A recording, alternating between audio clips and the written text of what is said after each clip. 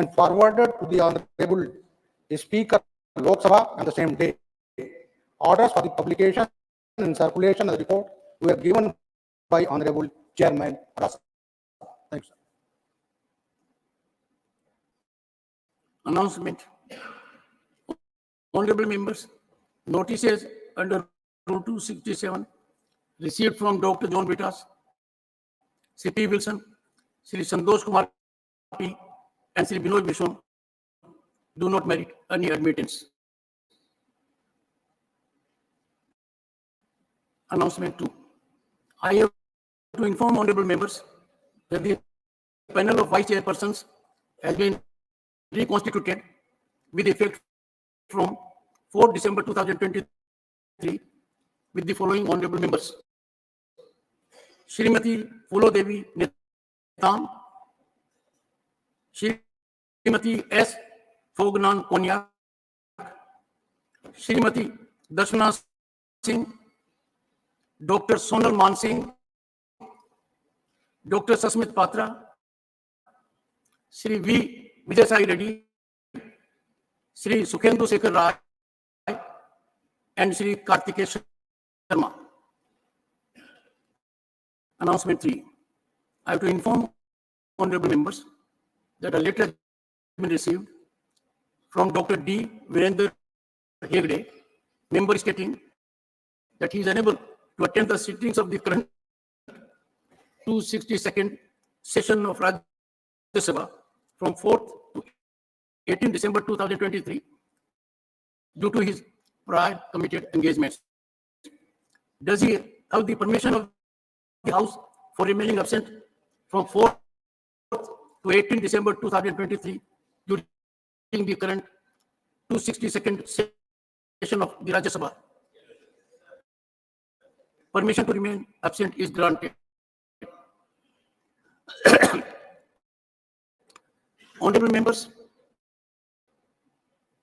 announcement number 4. Based on the recommendations of the Business Advisory Committee, a procedure is in place that members who wish to speak in a debate should give their names to the table office not later than 30 minutes prior to the commencement of a debate with the approval of their party leader or whip. The procedure is also brought to the notice of the honorable members through issuance of a para in the Parliamentary Bulletin Part 2 before the commencement of every session. However, honorable members, it has been observed that during the course of debates, requests are received from the members from various parties to participate in such debates, and at times without the approval of their party leader or whip. This practice causes difficulty in regulating the speaking time of parties as well as individual members. Honorable members are accordingly requested to kindly adhere to the stipulated procedure and send their names for participation in a debate at least 30 minutes prior to its commencement through their party leader or whip. Matters raised with permission. Shri Dhananjay Bhimrao Mahadik.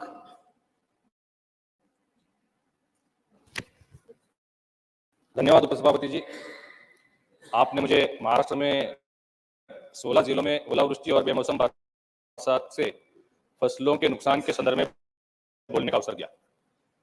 उपसभापति जी, महाराष्ट्र में प्रारंभिक नुकसान अनुमान के मुताबिक हाल की बेमौसम बारिश और ओलावृष्टि के कारण राज्य भर में फसल की क्षति 1.3 लाख हेक्टेयर तक पहुंच गई है। महाराष्ट्र में बेमौसम बारिश और ओलावृष्टि ने 3,93,325 हेक्टेयर भूमि पर फसलों को नुकसान पहुंचा है, जिससे उत्तरी महाराष्ट्र, मराठवाड़ा और विदर्भ, इनमें से ठाणे, पालघर, रत्नागिरी, सिंधुदुर्ग, नासिक, धुळे, नंदुरबार, जळगाव, अहमदनगर, पुणे, सातारा, छत्रपती संभाजीनगर, जालना, बीड, हिंगोली, परभणी, नांदेड, बुल्डाना, अकोला, वाशिम, यवतमाल और गढ़चिरौली के करीबन 96 तालुकाओं में बहुत बड़े पैमाने पे फसलों की हानि हुई है। प्रभावित फसलों में अंगूर, धान, केला, प्याज, सोयाबीन, कपास और गन्ना शामिल है। मैं महाराष्ट्र की सरकार की ओर से केंद्र सरकार से अनुरोध करता हूं कि जल्द से जल्द जो प्रस्ताव महाराष्ट्र सरकार की तरफ से आएगा, 33% से अधिक क्षति पर जो मुआवजा तय किया गया है, उन किसानों को, क्षतिग्रस्त किसानों को जल्द से जल्द मदद की जाए। धन्यवाद sir. Shri जगेश।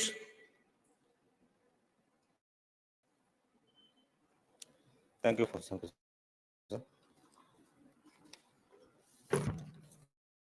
To speak in my language. Print desk ಉದ್ಯೋಗಿಗಳಿಗೆ ಸ್ಥಳೀಯ ಭಾಷೆ ಮಾತನಾಡುವ ಸಿಬ್ಬಂದಿ ನೇಮಕಕ್ಕೆ ಬೇಡಿಕೆ.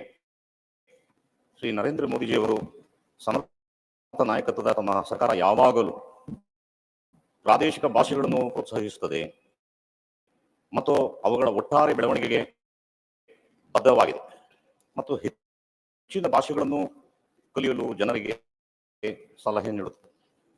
ನಮ್ಮ ಗೌರವಾನ್ವಿತ ಹಣಕಾಸು ಮಂತ್ರಿಗಳು ಫ್ರಂಟ್ ಡೆಸ್ಕ್ ಕೆಲಸಗಳಿಗೆ ಸ್ಥಳೀಯ ಭಾಷೆ ಮಾತನಾಡುವ ಸಾಕಷ್ಟು ಸಿಬ್ಬಂದಿಯನ್ನು ನೇಮಿಸುವಂತೆ ಬ್ಯಾಂಕುಗಳಿಗೆ ಸೂಚಿಸುತ್ತಿರುವ ನಿರಂತರ ಪ್ರಯತ್ನವನ್ನು ನಾನು ಪ್ರಶಂಸಿಸುತ್ತೇನೆ.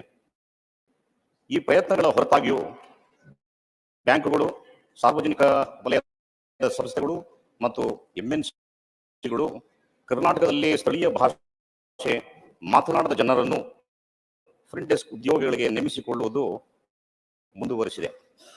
ಸ್ಥಳೀಯ ಜನರ ಮುಂಭಾಗದ ಮೇಜಿನ ಸಿಬ್ಬಂದಿಯೊಂದಿಗೆ ಸಂವಹನ ನಡೆಸುವುದು ತುಂಬಾ ಕಷ್ಟ ಮತ್ತು ಕೆಲವೊಮ್ಮೆ ಅವರು ತಮ್ಮ ಸ್ಥಳೀಯ ಭೂಮಿಯಲ್ಲಿ ಹೊರಗಿನವರು ಎಂದು ಭಾವಿಸುತ್ತಾರೆ. ಇಂತಹ ಸಣ್ಣ ಸಮಸ್ಯೆಗಳು ಕೆಲವೊಮ್ಮೆ ರಾಜ್ಯಗಳ ನಡುವೆ ಭಿನ್ನಾಭಿಪ್ರಾಯಗಳನ್ನು ಉಂಟು ಮಾಡುತ್ತವೆ ಮತ್ತು ವೈವಿಧ್ಯತೆಯ ಸೂಕ್ಷ್ಮ ವಿಷಯಗಳಿಗೆ ಬಂದಾಗ ಈ ಸಂಸ್ಥೆಗಳು ಹೆಚ್ಚು ಜಾಗರೂಕರಾಗಬೇಕು. ಆದ್ದರಿಂದ ವಿವಿಧತೆಯಲ್ಲಿ ಏಕತೆ ಎಂಬ ಮನೋಭಾವ ಎಲ್ಲರೂ ಗೌರವಿಸಬೇಕು. ಬೇರೆ ರಾಜ್ಯಗಳ ಜನರನ್ನು ನೇಮಿಸಿಕೊಳ್ಳಲು ನಾವು ಈ ಸಂಸ್ಥೆಗಳನ್ನು ವಿರೋಧಿಸುವುದಿಲ್ಲ. ಅವರು ಹಾಗೆ ಮಾಡಲು ಸ್ವತಂತ್ರರು. ಕರ್ನಾಟಕದ ಜನರು ಬಹಳ ವಿಶಾಲ ಮನಸ್ಸಿನವರು ಮತ್ತು ಇತರ ರಾಜ್ಯಗಳ ಎಲ್ಲ ಜನರನ್ನು ಹೃದಯದಿಂದ ಸ್ವಾಗತಿಸುತ್ತಾರೆ ಮತ್ತು ಯಾವಾಗಲೂ ಅವರು ತಮ್ಮ ಕುಟುಂಬದವರಂತೆ ನೋಡಿಕೊಳ್ಳುತ್ತಾರೆ. ಕನ್ನಡಿಗರು ತಮ್ಮ ಭಾಷೆಯನ್ನು ಎಂದಿಗೂ ಹೊರಗಿನವರ ಮೇಲೆ ಬಲವಂತಪಡಿಸುವುದಿಲ್ಲ. ಬದಲಿಗೆ ನಾವು ಯಾವಾಗಲೂ ಅವರ ಭಾಷೆಯಲ್ಲಿ ಮಾತನಾಡಲು ಪ್ರಯತ್ನಿಸುತ್ತೇವೆ. ಬೆಂಗಳೂರಿನಲ್ಲಿ ಪ್ರತಿಯೊಬ್ಬ ಕನ್ನಡಿಗ ಕನಿಷ್ಠ 5 ಭಾಷೆಗಳು ತಿಳಿದಿರುವುದು. ಇದೇ ಕಾರಣಕ್ಕೆ ಕನ್ನಡವನ್ನು ಹೊರತುಪಡಿಸಿ ನಾವು ತಮಿಳು, ತೆಲುಗು, ಇಂಗ್ಲಿಷು ಮತ್ತು ಹಿಂದಿ ಮಾತನಾಡುತ್ತೇವೆ. ಭಾಷೆಗಳನ್ನು ನಮ್ಮ ಮೇಲೆ ಹೇರಲು ಪ್ರಯತ್ನಿಸಬಾರದು ಎಂಬುದನ್ನು ಈ ಸಂಸ್ಥೆಗಳಿಂದ ನಾವು ನಿರೀಕ್ಷಿಸುತ್ತೇವೆ. ಇದು ಕೇವಲ ಕರ್ನಾಟಕದ ರಾಜ್ಯದ ವಿಚಾರವಲ್ಲ, ಪ್ರತಿ ರಾಜ್ಯಗಳಲ್ಲೂ ಫ್ರಂಟ್ ಡೆಸ್ಕ್ ಉದ್ಯೋಗಗಳ ಸ್ಥಳೀಯ ಭಾಷೆ ತಿಳಿದಿರುವ ಜನರನ್ನು ಮೀಸಲಿಡಬೇಕು. ಆದ್ದರಿಂದ ಈ ಸಂಸ್ಥೆಗಳು ವಿವಿಧ ರಾಜ್ಯಗಳಲ್ಲಿರುವ ಎಲ್ಲಾ ಶಾಖೆಗಳಲ್ಲಿ ರಾಜ್ಯ ಸರ್ಕಾರಗಳ ನಿಯಂತ್ರಣವನ್ನು ಹೊರತುಪಡಿಸಿ ಈ ಸಂಸ್ಥೆಗಳು ಫ್ರಂಟ್ ಡೆಸ್ಕ್ ಉದ್ಯೋಗಗಳ ಸ್ಥಳೀಯ ಭಾಷೆ ಮಾತನಾಡುವ ಸಿಬ್ಬಂದಿಗಳನ್ನು ನೇಮಿಸಬೇಕು. ಧನ್ಯವಾದ. धन्यवाद श्री जगेश जी। माननीय doctor Fauzia Khan. Deputy Chairman, sir. Sir, the steep increase in screen time in early childhood years has become a growing concern in India. The advantage that technology has in education, entertainment, and communication cannot be denied, sir. But it has been observed that very young children who are still in their early childhood years are spending more hours in front of screens than required. This has been found to have a negative impact on their various aspects of their personalities, their vision, their cognitive, their intellectual, emotional, social, and also physical development, sir. Most children are addicted to screens, with mobile phones playing the roles of babysitters in families. Sir, excessive screen time beyond approximately 1 hour daily links to behavioral problems and poorer vocabulary acquisition. The surge in screen-based technology usage among very young children has raised concerns about its impact on mental health and overall well-being. A study reveals a connection between increased screen exposure from 6 to 18 months of age and adverse outcomes, including heightened emotional reactivity, aggression, externalizing behavior. Such addiction may also lead to attention deficit hyperactivity, which is called ADHD, sir, and low academic output. Additionally, findings suggest that elevated screen time at 4 years of age is linked to lower levels of emotional understanding at 6 years of age. These observations underscore the need for a balanced approach to technology use to safeguard the mental health of young children, sir. To address these concerns, a comprehensive strategy should be implemented. The development of a policy framework should prioritize setting permissible limits for screen time during educational activities as well. Parents need support in understanding the consequences and in managing the children's screen exposure. And this can be achieved through educational programs and resources that guide them on effective supervision.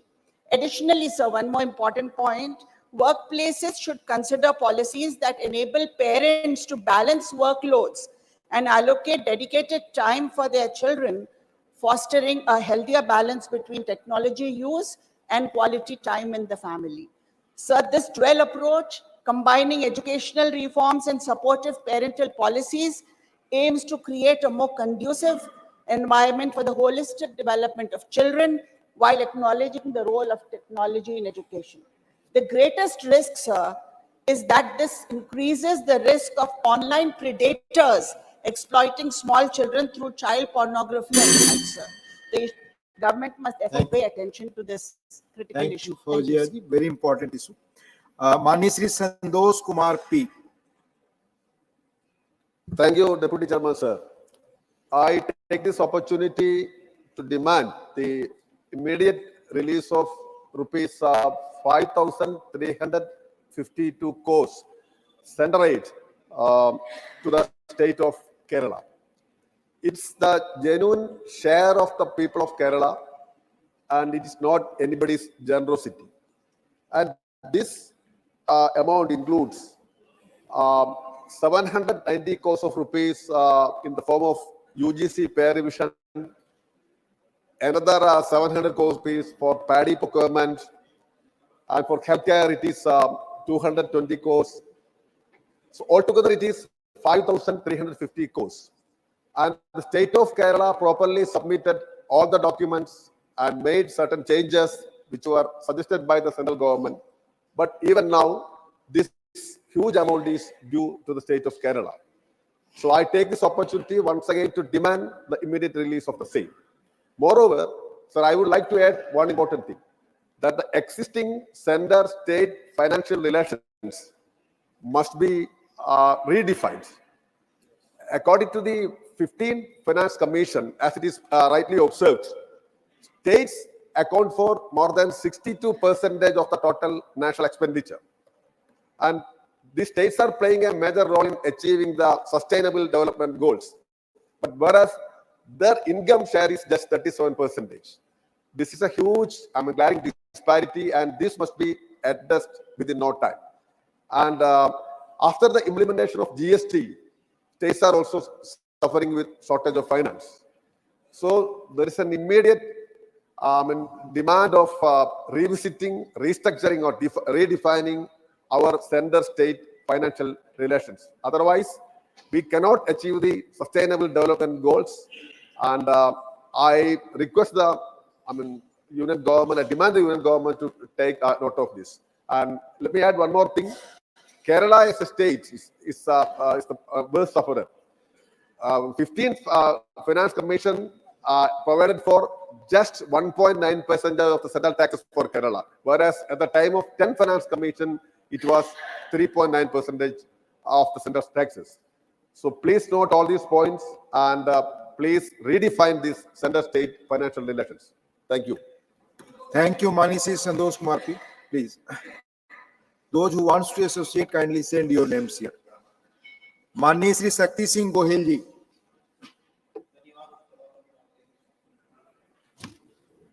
मैं एक गुजरात के मछुआरों का issue आपकी इजाजत से उठाना चाहता हूँ। हमारा गुजरात का दरिया किनारा पाकिस्तान से सटा हुआ है। आज भी 156 मछुआरे पाकिस्तान की कैद में है। सर, पाकिस्तान का कानून कहता है कि अगर आपने गलती से बॉर्डर क्रॉस की है तो maximum imprisonment is for 3 years, 3 साल से ज्यादा कैद में नहीं रख सकते। पर 3 साल बीत जाने के बाद भी वो वहीं पे कैद में है। पाकिस्तान मरीन हमारी सरहद से हमारे मछुआरों को उठा के ले जाती है, और जब फिशिंग बोट्स वहां रहती है उसके अंदर से सारे पुर्जे उठा लेते हैं, चुरा के ले जाते हैं। तो अगर वो फिशिंग बोट वापिस भी आती है तो हमारे मछुआरों के किसी काम की नहीं रहती।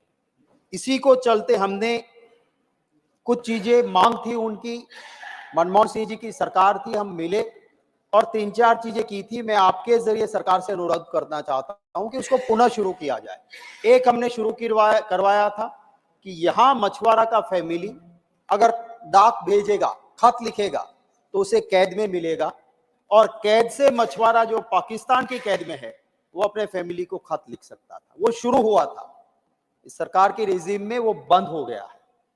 एक परिवार का बंदा किसी दुश्मन देश की कैद में है और उसके हालचाल भी परिवार नहीं जान सके, आप उनकी मानसिकता समझ सकते हो। तो वो शुरू होना चाहिए।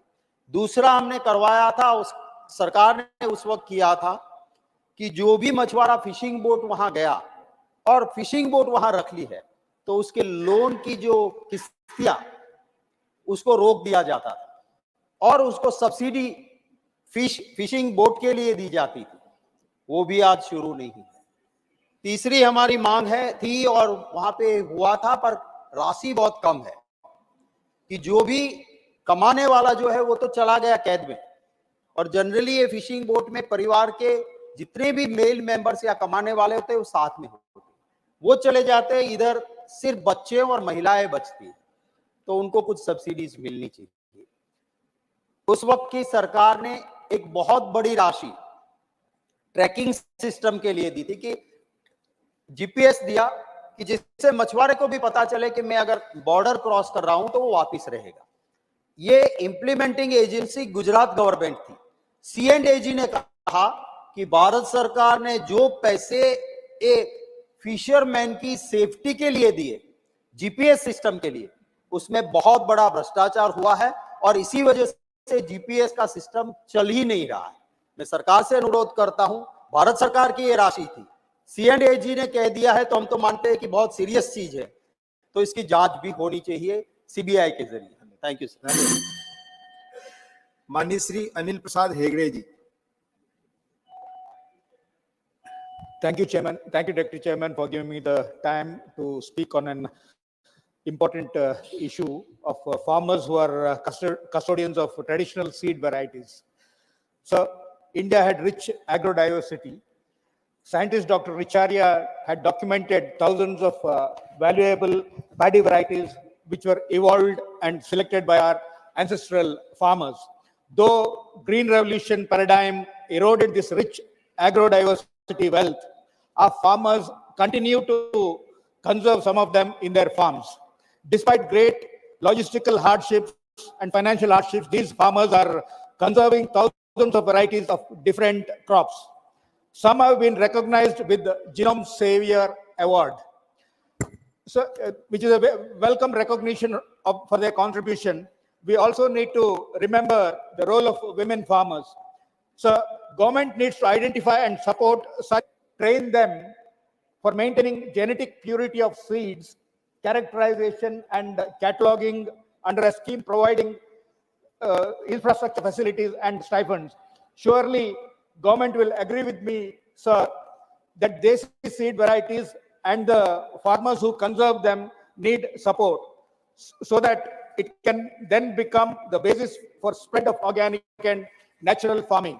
Sir, while George Fernandez, who led an aggressive campaign against the signing of GATT and WTO treaty, who was an inspiration for me, I am proud that in 2009, when the regulator GEAC approved BT Brinjal, it was again my party leader Nitish Kumar who opposed this.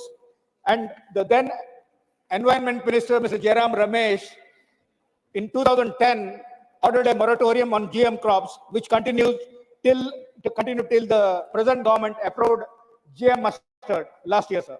In seed saving, natural and organic farming, I got trained by people like Dr. Debul Dev, who have conserved 1,400 paddy varieties, and Subhas Palekar, who makes Jivamrita out of desi cow dung, and the millet man of India, Dr. Khadar Wali, all of whom advocate desi seeds, sir.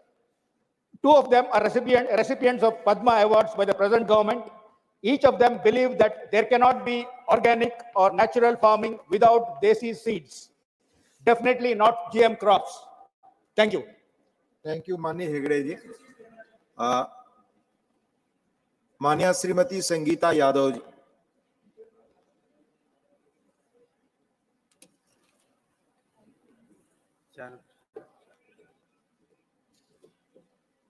माननीय उपसभापति जी, आपने acid attack पीड़ितों की दुर्दशा के संबंध में मुझे बोलने का अवसर दिया, इसके लिए मैं आपको धन्यवाद देती हूँ।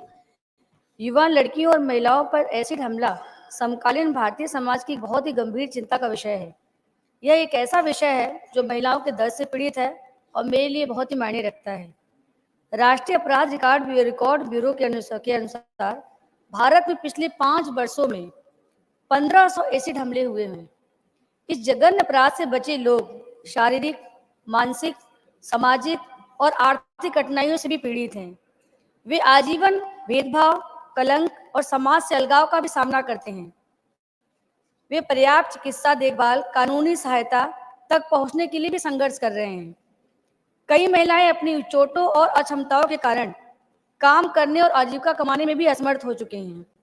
मैं सरकार से एसिड हमलों को रोकने और अपराधियों को दंडित करने के लिए तत्काल और प्रभावी कदम उठाने और लड़कियों और महिलाओं को व्यापक समर्थन एवं सहायता प्रदान करने का आग्रह करती हूँ। मैं ये भी निवेदन करती हूँ कि सरकार को यह सुनिश्चित करना चाहिए कि पीड़ितों को पर्याप्त मुआवजा मिले, मुफ्त चिकित्सा उपलब्ध हो, उनको कानूनी सहायता भी उपलब्ध कराई जाए, उनको शिक्षा, कौशल विकास और रोजगार के पर्याप्त अवसर भी मिले, साथ ही उनको सामाजिक सुरक्षा भी मिले और सामाजिक बदलाव के लिए भी हम कुछ अलग से प्रयास करें। सरकार से मैं ये भी निवेदन करती हूँ कि तेजाब हमलों के मामले पर 226 विधि आयोग की रिपोर्ट और उच्चतम न्यायालय के दिशा निर्देशों को भी हमें तत्काल प्रभाव से लागू करना चाहिए। धन्यवाद। धन्यवाद। माननीय श्री कनक मेदला रविंद्र कुमार जी।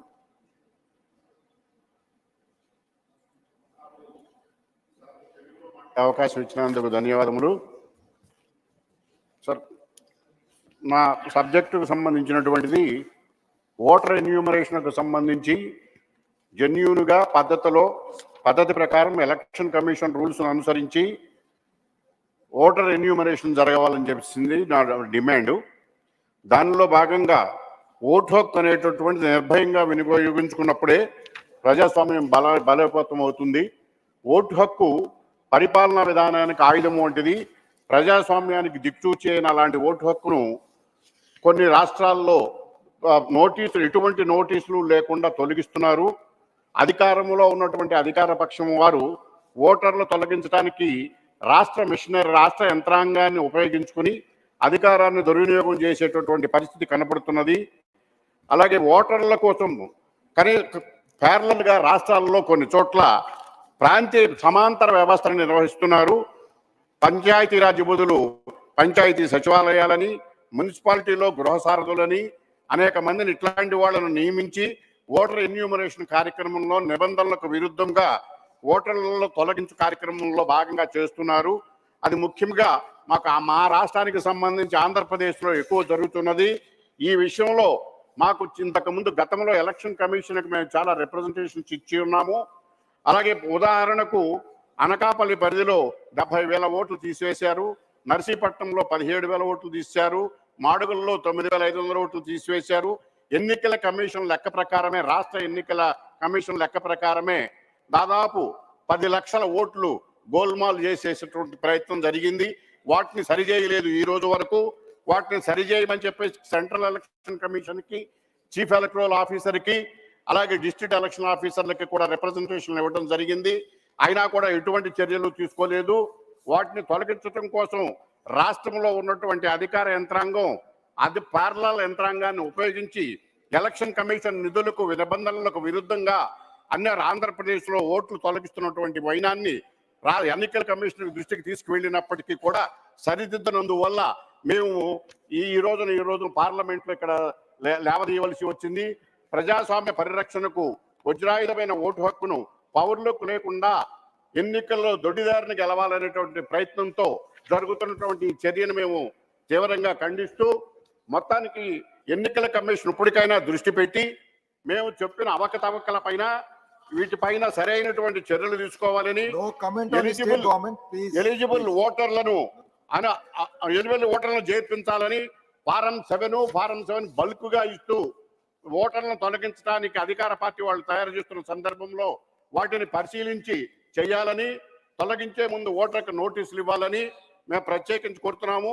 దీనిపైన రాష్ట్ర అధికార యంత్రాంగం దుర్వినియోగం చేస్తుంది కనుక వేరే రాష్ట్రాలను అధికారులను నియమించి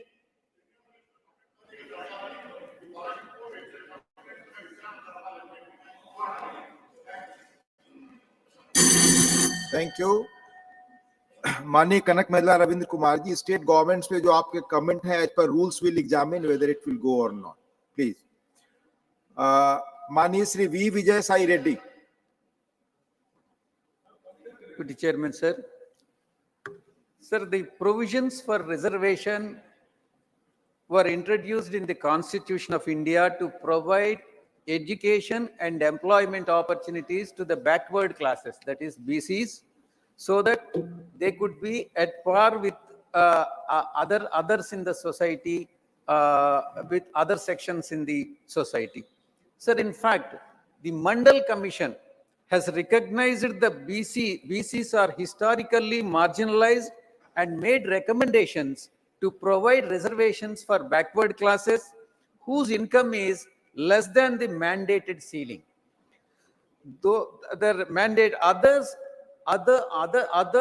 BCs whose income is higher than the mandated the labeled mandated limit were excluded, and they are called as creamy layer and excluded from the reservation, sir.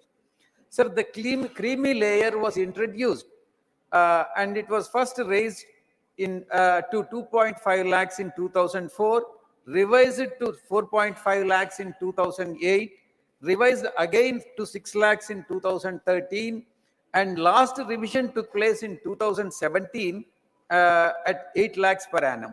Sir, the enhancement is done to adjust for the inflation once in 3 years. However, the existing limit for creamy layer has not been revised for the last 6 years. During this time, the inflation increased manifold. Applying 3-year formula, the revision of creamy layer limit is twice overdue till now, sir.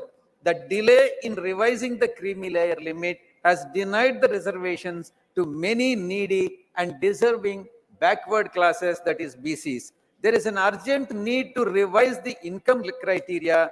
The Ministry of Social Justice also recommended increase the limit from present 8 lakhs to 12 lakhs of rupees. Therefore, I strongly urge the Union government to revise the creamy layer limit and ensure that 3-year interval of revising the creamy layer limit is strictly adhered to.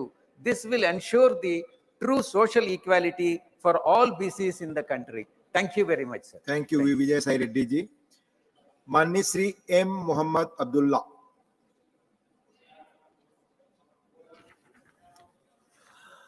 Thank you, Honorable Deputy Chairman, sir. This is my demand to reduce the beneficiary contribution of 10% while implementing Jal Jeevan Mission at villages with more than 50% of SC and or ST. Sir, the Jal Jeevan Mission, a program of this government and a crucial step towards achieving the United Nations Substantial Development Goal 6, which aims to ensure access to water and sanitation for all. Sir, what is the basic necessary for any leaves. The good governance should ensure that all the citizens in India are getting access to water and sanitation. As per the government press release, 60% of the rural households, that is out of 20 crore, and 11.66 crore rural households are connected through functional household tap connection, and remaining 40%, that is approximately 9 crore households, yet to be connected, sir. Sir, the recent problem in this scheme is the revised beneficiary contribution. While launching this scheme, it is mentioned villages having more than 50% ST and ST population, where community contribution would be 5% of the capital cost. Recently, the ministry has increased the community contribution to 10% of the capital cost, and earlier it was 5% only. This has posed a difficulty in implementing the scheme now. Honorable Deputy Chairman, sir, SC/ST population in our country are the most marginalized and economically weaker section. Good governance should empathize their situation and devise the scheme and guideline in favor of the citizens. Increasing the beneficiary contribution for the villages with 50% or more SC and ST households had reduced the interest of the people to avail this scheme, and no wonder this will be the bottleneck for this scheme implementation. Sir, I humbly request the Honorable Minister via this August House to take necessary steps to reduce the beneficiary contribution at these said villages down to 5% or nil. Thank you, sir. Thank you, माननीय मोहम्मद अब्दुल्ला जी. माननीय श्री बलवीर सिंह जी, संत बलवीर सिंह जी. बहुत बहुत धन्यवाद उप सभापति जी, ਤੁਸੀਂ ਆਪਾਂ ਨੂੰ ਸਮਾਂ ਦਿੱਤਾ. ਸੋ ਅੱਜ ਅਸੀਂ पर्यावरण का पोल्यूशन, हवा का प्रदूषण ਜਿਹੜਾ ਸਭ ਤੋਂ ਮਾਰੂ ਸਿੱਧ ਹੋ ਰਿਹਾ, ਉਹਦੇ ਉੱਤੇ ਅਸੀਂ ਸੰਸਦ ਦਾ ਧਿਆਨ ਦਿਵਾਉਣਾ ਚਾਹੁੰਦੇ ਹਾਂ. ਸੋ ਗੁਰੂ ਨਾਨਕ ਪਾਤਸ਼ਾਹ ਨੇ ਅੱਜ ਤੋਂ 500 ਸਾਲ ਤੋਂ ਵੱਧ ਸਮਾਂ ਪਹਿਲਾਂ ਜੋ ਉਪਦੇਸ਼ ਦਿੱਤਾ ਸੀ, ਪਵਨ ਗੁਰੂ ਪਾਣੀ ਪਿਤਾ ਮਾਤਾ ਧਰਤ ਮਹੱਤ, ਦਿਵਸ ਰਾਤ ਦੋਇ ਦਾਈ ਦਾਇਆ ਖਿਲੇ ਸਗਲ ਜਗਤ. ਅੱਜ ਸਾਰਾ ਵਿਸ਼ਵ ਤਾਂ এনवायरमेंट ਦੇ ਪੋਲੂਸ਼ਨ ਤੋਂ ਪੀੜਤ ਆ. ਉਹਦੇ ਵਿੱਚ ਜਿਹੜਾ ਭਾਰਤ ਦੇ ਵਿੱਚ ਬਹੁਤ ਵੱਡਾ ਪੋਲੂਸ਼ਨ ਆ, ਜਿਹਦੇ ਨਾਲ ਬਹੁਤ ਵੱਡਾ ਨੁਕਸਾਨ ਜਿਹੜਾ ਹੈ ਉਹ ਜਿਹੜਾ ਹੈ ਦੇਸ਼ ਵਾਸੀਆਂ ਦਾ ਹੋ ਰਿਹਾ. ਹਵਾ ਦੇ ਪ੍ਰਦੂਸ਼ਣ ਕਾਰਨ ਹਰ ਸਾਲ 21,08,000 ਮੌਤਾਂ ਜਿਹੜੀਆਂ ਹਵਾ ਦੇ ਪੋਲੂਸ਼ਨ ਕਰਕੇ ਹੋ ਜਾਂਦੀਆਂ, ਜਿਹੜੀ ਕਿ ਬਹੁਤ ਵੱਡੀ ਗਿਣਤੀ ਆ. ਇਹ ਇਸ ਹਵਾ ਦੇ ਪੋਲੂਸ਼ਨ ਦੇ ਕਾਰਨ ਜਿਹੜੀਆਂ ਹੋ ਰਹੀਆਂ ਮੌਤਾਂ. ਇਸ ਵੇਲੇ ਜੇਕਰ ਹਵਾ ਦੀ ਜੋ ਗੁਣਵੱਤਾ ਦੀ ਗੱਲ ਕਰੀਏ ਤੇ ਦਿੱਲੀ ਦੇ ਵਿੱਚ ਸਿਰਫ ਸਾਲ ਦੇ ਵਿੱਚ ਇੱਕ ਦਿਨ ਹਵਾ ਜਿਹੜੀ ਹੈ ਉਹ ਨਾਗਰਿਕਾਂ ਨੂੰ ਸ਼ੁੱਧ ਮਿਲੀ ਹੈ. ਬੰਬਈ ਦੇ ਵਿੱਚ 5 ਦਿਨ ਤੇ ਚੇਨਈ ਦੇ ਵਿੱਚ 15 ਦਿਨ ਸਾਫ਼ ਹਵਾ ਜਿਹੜੀ ਹੈ ਉਹ ਸਾਹ ਲੈਣ ਯੋਗ ਸੀ. ਬਾਕੀ ਸਾਰਾ ਪੋਲੂਸ਼ਨ ਦੇ ਨਾਲ ਜਿਹੜਾ ਹੈ ਸਾਰੇ ਅਸੀਂ ਮਾਰ ਚੱਲ ਰਹੇ ਹਾਂ. ਸੋ ਅਸੀਂ ਧਿਆਨ ਦਿਵਾਉਣਾ ਚਾਹੁੰਦੇ ਹਾਂ ਕਿ 2019 ਦੇ ਸਮੇਂ ਤੋਂ ਹੋਣ ਵਾਲੀਆਂ ਮੌਤਾਂ ਦੇ ਪ੍ਰਦੂਸ਼ਣ ਕਾਰਨ ਜਿਹੜਾ ਵਿਸ਼ਵ ਦੀ ਜਿਹੜੀ ਹੈਗੀ ਹੈ $37.8 ਬਿਲੀਅਨ ਦਾ ਨੁਕਸਾਨ ਹੋਇਆ, ਜਿਹੜੀ ਭਾਰਤ ਦੀ GDP ਦਾ 1.37% ਕੁੱਲ GDP ਦਾ ਹਿੱਸਾ ਹੈ. ਬਹੁਤ ਵੱਡਾ ਨੁਕਸਾਨ ਜਿਹੜਾ ਹੈ 에ਅਰ ਪੋਲੂਸ਼ਨ ਦੇ ਨਾਲ ਹੋ ਰਿਹਾ. ਇਹ ਹੈਰਾਨੀ ਦੀ ਗੱਲ ਇਹ ਹੈ ਕਿ ਜਦੋਂ 에ਅਰ ਪੋਲੂਸ਼ਨ ਦੀ ਗੱਲ ਆਉਂਦੀ ਹੈ ਤੇ ਸਭ ਤੋਂ ਵੱਡਾ ਬਲੇਮ ਪੰਜਾਬ ਦੇ ਕਿਸਾਨਾਂ ਦੇ ਉੱਤੇ ਧਰ ਦਿੱਤਾ ਜਾਂਦਾ ਕਿ ਪੰਜਾਬ ਦੇ ਕਿਸਾਨ ਪਰਾਲੀ ਨੂੰ ਅੱਗ ਲਾਉਂਦੇ ਆ ਤਾਂ ਪੋਲੂਸ਼ਨ ਆ, ਜਦੋਂ ਕਿ ਪੰਜਾਬ ਦੇ ਪੋਲੂਸ਼ਨ ਦਾ ਲੈਵਲ ਥੱਲੇ ਹੁੰਦਾ ਤੇ ਦਿੱਲੀ ਦਾ ਪੋਲੂਸ਼ਨ ਜਿਹੜਾ ਹੈਗਾ ਹਾਈ ਲੈਵਲ ਤੇ ਹੁੰਦਾ. ਪਰ ਕੋਈ ਵੀ ਪੰਜਾਬ ਦਾ ਜਿਹੜਾ ਕਿਸਾਨ ਆ ਆਪਣੀ ਪਰਾਲੀ ਨੂੰ ਅੱਗ ਨਹੀਂ ਲਾਉਣਾ ਚਾਹੁੰਦਾ, ਕਿਉਂਕਿ ਹਰ ਕੋਈ ਪੋਲੂਸ਼ਨ ਤੋਂ, ਕਿਉਂਕਿ ਗੁਰੂ ਪਾਤਸ਼ਾਹ ਦਾ ਭੈ ਮੰਨਦੇ ਆ ਸਾਰੇ. ਪਰ ਅਫਸੋਸ ਹੈ ਕਿ ਪੰਜਾਬ ਸਰਕਾਰ ਨੇ ਪਿਛਲੇ ਸਾਲ ਇੱਕ ਸੈਂਟਰ ਸਰਕਾਰ ਨੂੰ ਸੁਝਾਅ ਦਿੱਤਾ ਸੀਗਾ ਕਿ ਜੇਕਰ ਇਹਨਾਂ ਕਿਸਾਨਾਂ ਦੀ ਆਰਥਿਕ ਮਦਦ ਕੀਤੀ ਜਾਵੇ ਤੇ ਇਹ ਜਿਹੜਾ ਹੈ ਪਰਾਲੀ ਦੀ ਅੱਗ ਨੂੰ ਜਿਹੜੀ ਲੱਗ ਰਹੀ ਹੈ ਇਹਨੂੰ ਰੋਕਿਆ ਜਿਹੜਾ ਹੈ ਦਿੱਲੀ ਸਰਕਾਰ ਤੇ 1500 ਰੁਪਇਆ ਜਿਹੜਾ ਹੈ ਉਹ ਸੈਂਟਰ ਸਰਕਾਰ ਦੇਵੇ ਕਿਸਾਨਾਂ ਦੀ ਮਦਦ ਕੀਤੀ. धन्यवाद धन्यवाद धन्यवाद. The thing is going on record. माननीय संत बलवीर जी, 3 मिनट का ही है ये 0 आवर, तो 3 मिनट, इसलिए उससे अधिक आप बोलेंगे तो रिकॉर्ड पे नहीं जाएगा। प्लीज, माननीय honourable Shri P Wilson. Sir, there is an attempt to thrust the Uniform Civil Code by the Union government on the people of this country. The Uniform Civil Code proposes a unified set of personal laws applicable to all religions, which would govern marriage, divorce, inheritance, and adoption.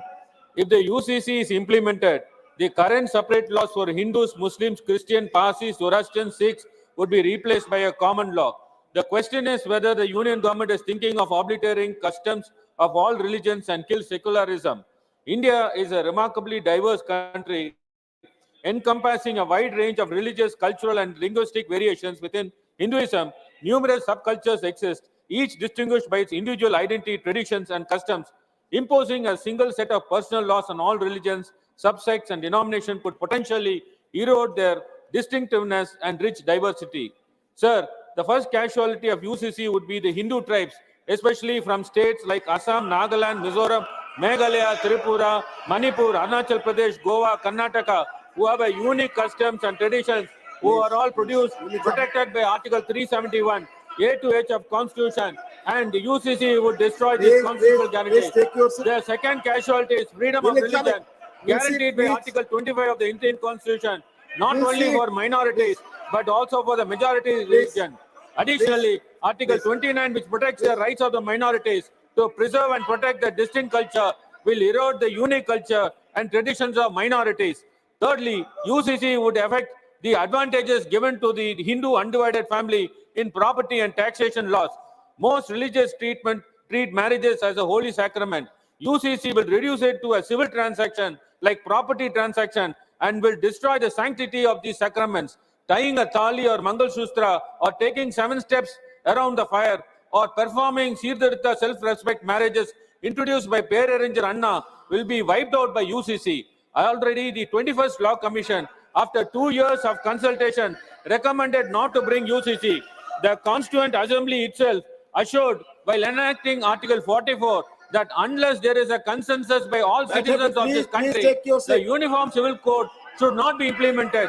I would like to urge the Honorable Prime Minister through this August House that instead of thrusting a Uniform Civil Code that wipes out customs, we should adopt a rights-based approach to bring in equal rights for women, children, and disadvantaged groups by encouraging dialogues, understanding, and bring in gradual reforms within communities through social engineering to weed out undesirable practices. It is through these means that we can strike a balance between individual rights, freedoms, and communal harmony. I thank the Deputy Chairman for giving me this opportunity. Sir, you should listen to us than shouting, sir. Thank you. Please, no. Mani Sri Dr. V. Sivadasan.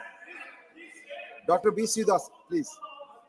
Please, nothing is going on record. Sir, please. Javadekar ji, please. Please. Mani Sri V. Sivadasan, please. Respected Chair. The painful incident has occurred in You have to Silkyara speak for tunnel. 2 minutes because Mr. Sri Sir, Ajay Pratap Singh, sir. Honorable Employee Associate. Sir, I am not here. Please speak for 2 minutes because Honorable Sri Ajay Pratap Singh will associate for 1 minute on the same Sir, yes, there is time, sir. Sir, the Silkyara tunnel incident, that is a very painful incident, sir. There, the all security measures and the rule and norms are violated in that area. The company has violated, sir. Why this sad incident was happened? What was the inquiry report after the incident? Sir, this was not in the first time in that area. Earlier, 17 times it was reported. The workers already told that. So, the transparent inquiry, the fair inquiry is very necessary there. Sir, the entire world, in that day, 17 days, the 41 persons, 41 workers, they were in the tunnel. Sir, entire world was watched the incident. In that Silkyara tunnel, the security violations, lot of violations are sir. There was no safety exist. Basically, the plan it was there, but really it was not there, sir.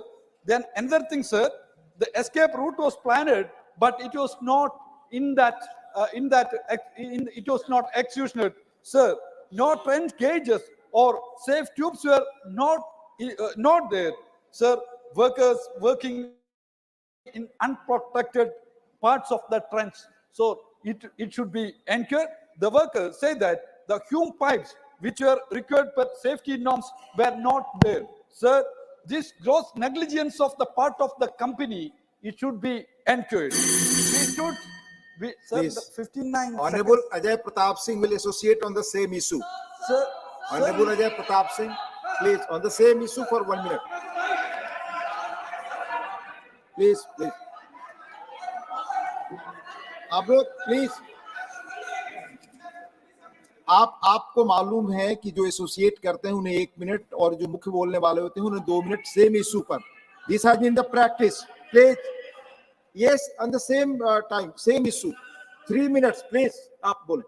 अब माननीय उपसभापति महोदय, हमारे साथी P Sivadasan जी ने जिस विषय का उल्लेख किया है उस विषय के संदर्भ में उनका अपना दृष्टिकोण हो सकता है, उनके अपने विचार हो सकते हैं, लेकिन मैं सदन को स्मरण कराना चाहता हूं कि जब हमारे प्रधानमंत्री आदरणीय श्री नरेंद्र मोदी जी ने इस सदन में पहले दिन पहला कदम रखा था तो उन्होंने कहा था कि उनकी सरकार गरीबों को समर्पित सरकार होगी, और इस घटना ने यह दिखा दिया है कि माननीय प्रधानमंत्री जो कहते हैं उसको चरितार्थ करते हैं.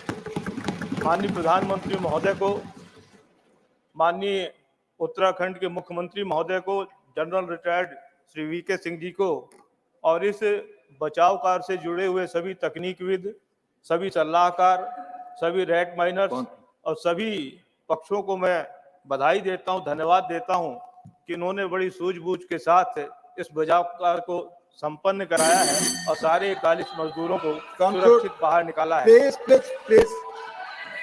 Honourable Shri A D Singh, honourable A D Singh, honourable A D Singh,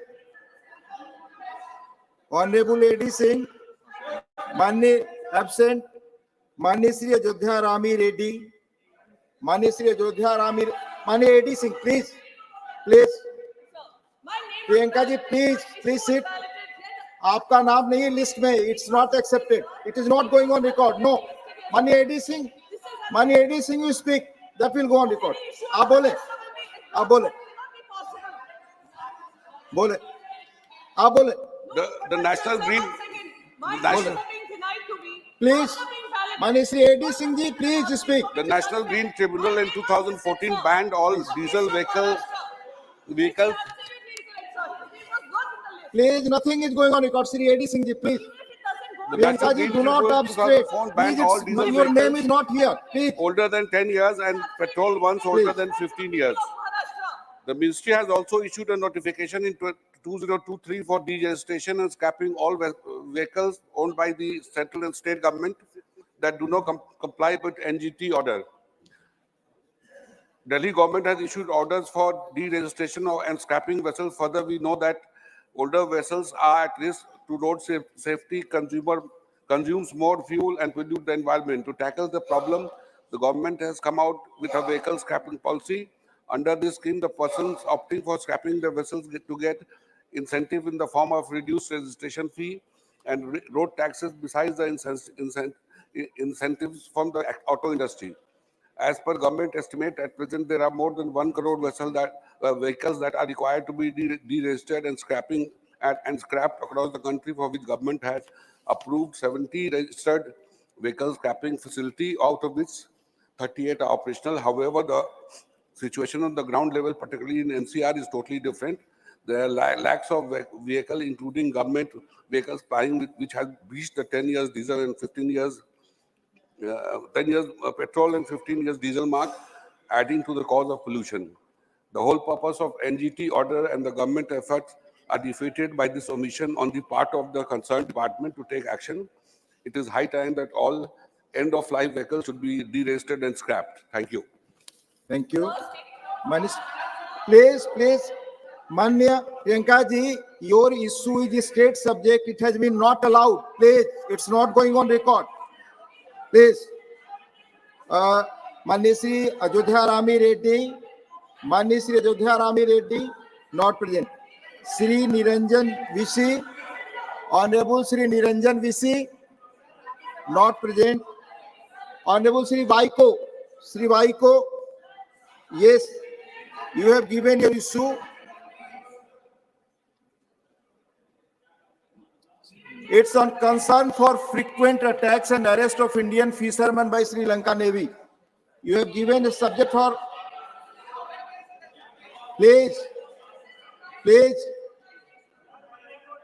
Sri Vaiko, please. You do not want to speak? You do not want to speak? So, Honorable Sri Alaram Karim ji, your issue is there. Mani Sri Alaram Karim, need to increase share of central government in various important government schemes like PMAY, etc. Please. Sir, Mr. Chairman, sir. I have submitted Please, an important continue. issue related with the financial position of Kerala. My colleague Sandosh presented here that matter. With the development activities and other things, Kerala is facing acute shortage of finance. Sir, we request the Government of India to revisit the Financial Commission's definitions and the principle of fund allocations. Now, our borrowing limit is drastically reduced. And some public sector companies, those who have taken loan for their purpose, it is also calculated as state borrowing. So that is a unfair practice. So far, such attitude was not taken against any state.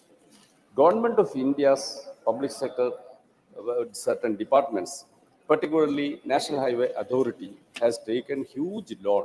It is not calculated as the loan of Government of India. So these principles are to be revisited. And also the amount spent by the state towards land acquisition for National Highway, that is also introduced, taken by, borrowed by the KIFBI, the company constituted by the company. It is also calculated as a state borrowing. That is to be exempted from that calculation. And the decision... Question hour now. Question hour. Honorable members, the multimedia devices, MMDs, may not display the list of questions due to some technical glitch. Though it will be resolved very soon, the mics of honorable members may be switched off for a moment to reboot the system. Honorable members may kindly bear with the inconvenience. So now question hour.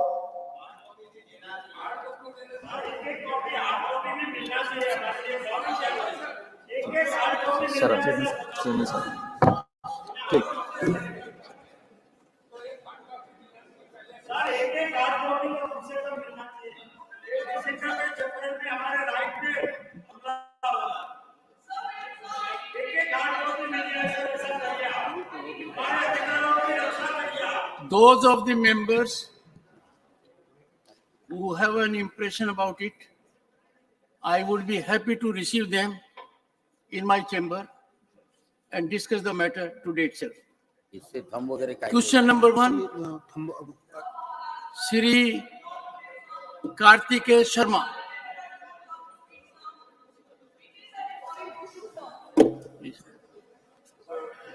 Number 1. Shri Kartikeya Sharma. Honorable Chairman, sir, through you, I'd like to ask the Honorable question number 1, please. Honorable Minister. Honorable Member, Shri Kartikeya Sharma, Supplementary 1. Thank you, Chairman, sir. So I'd like to ask the Honorable Minister if the Ministry is considering to take any steps to safeguard the rights and the interests of the passengers of airlines, just like the rights of airlines and airline crews are defined. As there have been many instances that have come to light where passengers are mistreated, and especially older people and people who are first-time flyers coming from rural areas. So in the name of safety and procedure, if the government and the ministry is planning... Be pointed. Honorable Minister. अध्यक्ष महोदय, ये एक बहुत महत्वपूर्ण प्रश्न है उड़ान योजना पर। और आपके द्वारा मैं सदन को ये भी सूचित करना चाहता हूं कि ये एक महत्वाकांक्षी योजना प्रधानमंत्री नरेंद्र मोदी जी की है कि आखिरी शहर तक हम नागर विमानन क्षेत्र को हम जोड़ पाए और पूरे देश में बहुत विस्तार हुआ है। 517 रूट्स वर्तमान में प्रचलित हैं और इस उड़ान योजना की एक बहुत महत्वपूर्ण भूमिका हम देख सकते हैं। एक नया उड़ान का सफर मध्य प्रदेश, राजस्थान और छत्तीसगढ़ में कल के दिवस में भी हो पाया है और इस सफर को हम प्रधानमंत्री जी के नेतृत्व में आगे भी ले जाएंगे। दूसरे राज्यों में इसका विश्वास भी हम सदन को देना चाहते हैं। जहां तक प्रश्न कार्तिकेय जी ने आज इस सदन में पूछा है, मैं उनको विश्वास दिलाना चाहता हूं नागर विमानन मंत्रालय से कि सेफ्टी और सिक्योरिटी हमारे मंत्रालय की प्राथमिकता है। सिक्योरिटी के लिए हमारी संस्था बीकैस, ब्यूरो सिविल एविएशन सिक्योरिटी, अपनी तगड़ी निगरानी सारे एयरपोर्ट्स पे रखती है और सेफ्टी के लिए डीजीसीए जो हमारी संस्था है, हर एक एयरलाइन और हर एक एयरपोर्ट के लिए कार जो सिविल एविएशन रूल होते हैं उसे इशू करती है ताकि हमारे यात्रियों की सुरक्षा, उनकी सेफ्टी और उनकी सुगमता का पूर्ण ध्यान रखा जाए। जो मुद्दा उन्हें उठाया है, कोई भी मिसट्रीटमेंट किसी भी पैसेंजर के साथ होगा जिसकी सूचना मंत्रालय को मिलती है, फौरन उस एयरलाइन या उस एयरपोर्ट दोनों को सूचित किया जाता है, जवाब लिया जाता है और जहां कोई भी एयरलाइन या एयरपोर्ट दोषी पाया जाए, पेनल्टी मंत्रालय के द्वारा पूर्ण रूप से फिक्स की जाती है। Second supplementary, Shri Kartikeya Sharma. Thank you, Chairman, sir. Through you, I would like to ask the Honorable Minister whether the ministry has considered opening of or increasing the number of pilot training institutes in the country given the increase in demand in the aviation sector. Honorable Minister. Sir, ये बहुत महत्वपूर्ण प्रश्न कार्तिकेय जी ने उठाया है। हमारा नागर विमानन क्षेत्र की विस्तारता आने वाले दिनों में बहुत बढ़ने वाली है। प्रधानमंत्री जी के नेतृत्व में जिस देश में 65 वर्षों में केवल 74 एयरपोर्ट थे, आज 149 एयरपोर्ट, हेलीपोर्ट और वाटरड्रोम प्रचलित हो पा रहे हैं। हमने इस संख्या को दुगना से ज्यादा कर दिया है 9.5 वर्षों में और हमारी प्राथमिकता है कि इसे हम आगे जाके बढ़ाएं। हमारे एयरलाइंस की भी पूर्ण क्षमता आगे बढ़ने वाली है। एयर इंडिया ने 470 प्लेन की ऑर्डर डाली है, इंडिगो ने 500 प्लेन्स की ऑर्डर डाली है और आने वाले दिनों में इस क्षेत्र को एक बैकबोन आवागमन के क्षेत्र में पूरे देश का हम बनाने वाले हैं। ये विश्वास मैं सदन में आपके द्वारा मैं देना चाहता हूं। Doctor Fauzia Khan. Sir, the Udan scheme has been designed to make air travel more accessible to common man. But there are problems in bidding process, and that is why we are not able to operate the way we should be in remote areas, sir. Nanded Airport is an airport which was constructed because the Sikh communities have a sacred place there. But Nanded Airport is not functional. I had written to the minister and he very kindly replied to me saying that Nanded Airport would be available for bidding in the list of underserved airports. And if any airline submits a valid bid for the routes connecting Nanded, the same shall be considered as per the provisions of the scheme document. So I want to know what happened about the Nanded Airport flights, because that's the flight we take to come to Delhi.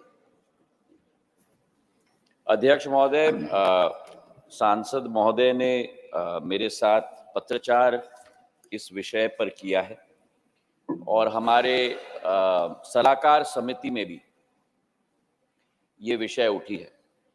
प्रश्न यहाँ है कि airlines ने भी नांदेड़ में प्रचलन शुरू कर दिया था।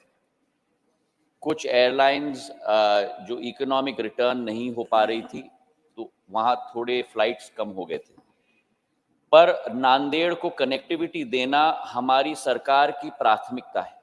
वो इसलिए केवल नहीं क्योंकि नांदेड़ एक प्रमुख स्थान है महाराष्ट्र के अंदर, पर हमारे सिख समाज के लिए भी धार्मिक दृष्टिकोण से एक बहुत महत्वपूर्ण स्थान नांदेड़ है। कठिनाई इस विषय में एयरलाइंस के तरफ से नहीं है अध्यक्ष महोदय, कठिनाई इस क्षेत्र में नांदेड़ एयरपोर्ट के साथ है। महाराष्ट्र सरकार ने इस एयरपोर्ट को एक प्राइवेट सेक्टर एंटिटी को दी है, क्योंकि ये एयरपोर्ट केंद्र सरकार की नहीं है, ये प्रदेश सरकार की है और ये एयरपोर्ट प्राइवेट सेक्टर एंटिटी को दी है, जिस एंटिटी ने आज तक एयरपोर्ट्स अथॉरिटी ऑफ इंडिया के फीस को भी रीएम्बर्स नहीं किया। जो ATCOs हमने वहां लगाई थी उनको भी हमें विड्रॉ करनी पड़ी और जो उड़ान के 5.0 राउंड बिडिंग थी, नांदेड़ टू पुणे, हिंडन, बैंगलोर, नागपुर, हैदराबाद, गोवा और पटना और आदमपुर के रूट्स भी हमने अवार्ड किए। मैं प्रदेश सरकार के साथ पत्रचार और उनके साथ चर्चा भी कर रहा हूं और हमारी यही सोच है कि वो एयरपोर्ट वापस अगर प्रदेश सरकार ले पाए, उसे प्रचलित कर पाए, तो फिर उस एयरपोर्ट्स पे हम लोग वो रूट्स की शुरुआत हम लोग कर पाएंगे। मैं निवेदन करूंगा आपके द्वारा हमारे सांसद महोदय को भी कि इस एफर्ट पे हमें भी मदद करें और अगर ये एयरपोर्ट वापस लिया जाए और महाराष्ट्र सरकार अपने अधीन कर पाए और उसे ऑपरेट कर पाए, तो फिर ये रूट्स हम वहां प्रचलित कर पाएंगे। Supplementary number 4, Shri V. Vijay Sai Reddy. So close and so far. Sir, according to the CAG report, under Udan scheme, only 54 routes or 7% of the awarded routes managed to sustain the operations beyond 3 years concession period. Sir, can the government explain what steps are being taken to resolve the problem in respect of the other routes unable to finish their concession period? Honorable Minister. Sir, Vijay Sai Reddy ji, as always, has raised a very erudite question, and I shall endeavor to try and satisfy him. In every situation, sir, you can always look at a glass half full or a glass half empty. Vijay Sai Reddy ji proposes to look at it from a half empty viewpoint. We in government look at it from a half full viewpoint. These were routes and airports that had been wiped off the civil aviation map. It is only due to the efforts of Prime Minister Narendra Modi ji that today under Udan Yojana, 76 airports that were never on the civil aviation map of India in its history have today reappeared on those maps. It is only due to the efforts of Prime Minister Narendra Modi and the government that today 1.30 lakh passengers have traveled through Udan Yojana who could never ever dream of traveling on a plane before. It is only because of his vision that today 2.75 lakh flights have operated in India due to the viability gap funding that has been proposed and given by the central government for this scheme in particular. And it is only because of his vision that the Northeast, that was looked at as always Purvottar, the furthest point of India, from the periphery has been brought into the mainstream. And 9 new airports have been constructed in the Northeast of India, of which 6 have been possible only because of the Udan scheme. As far as his question is concerned, I'd like to correct his data.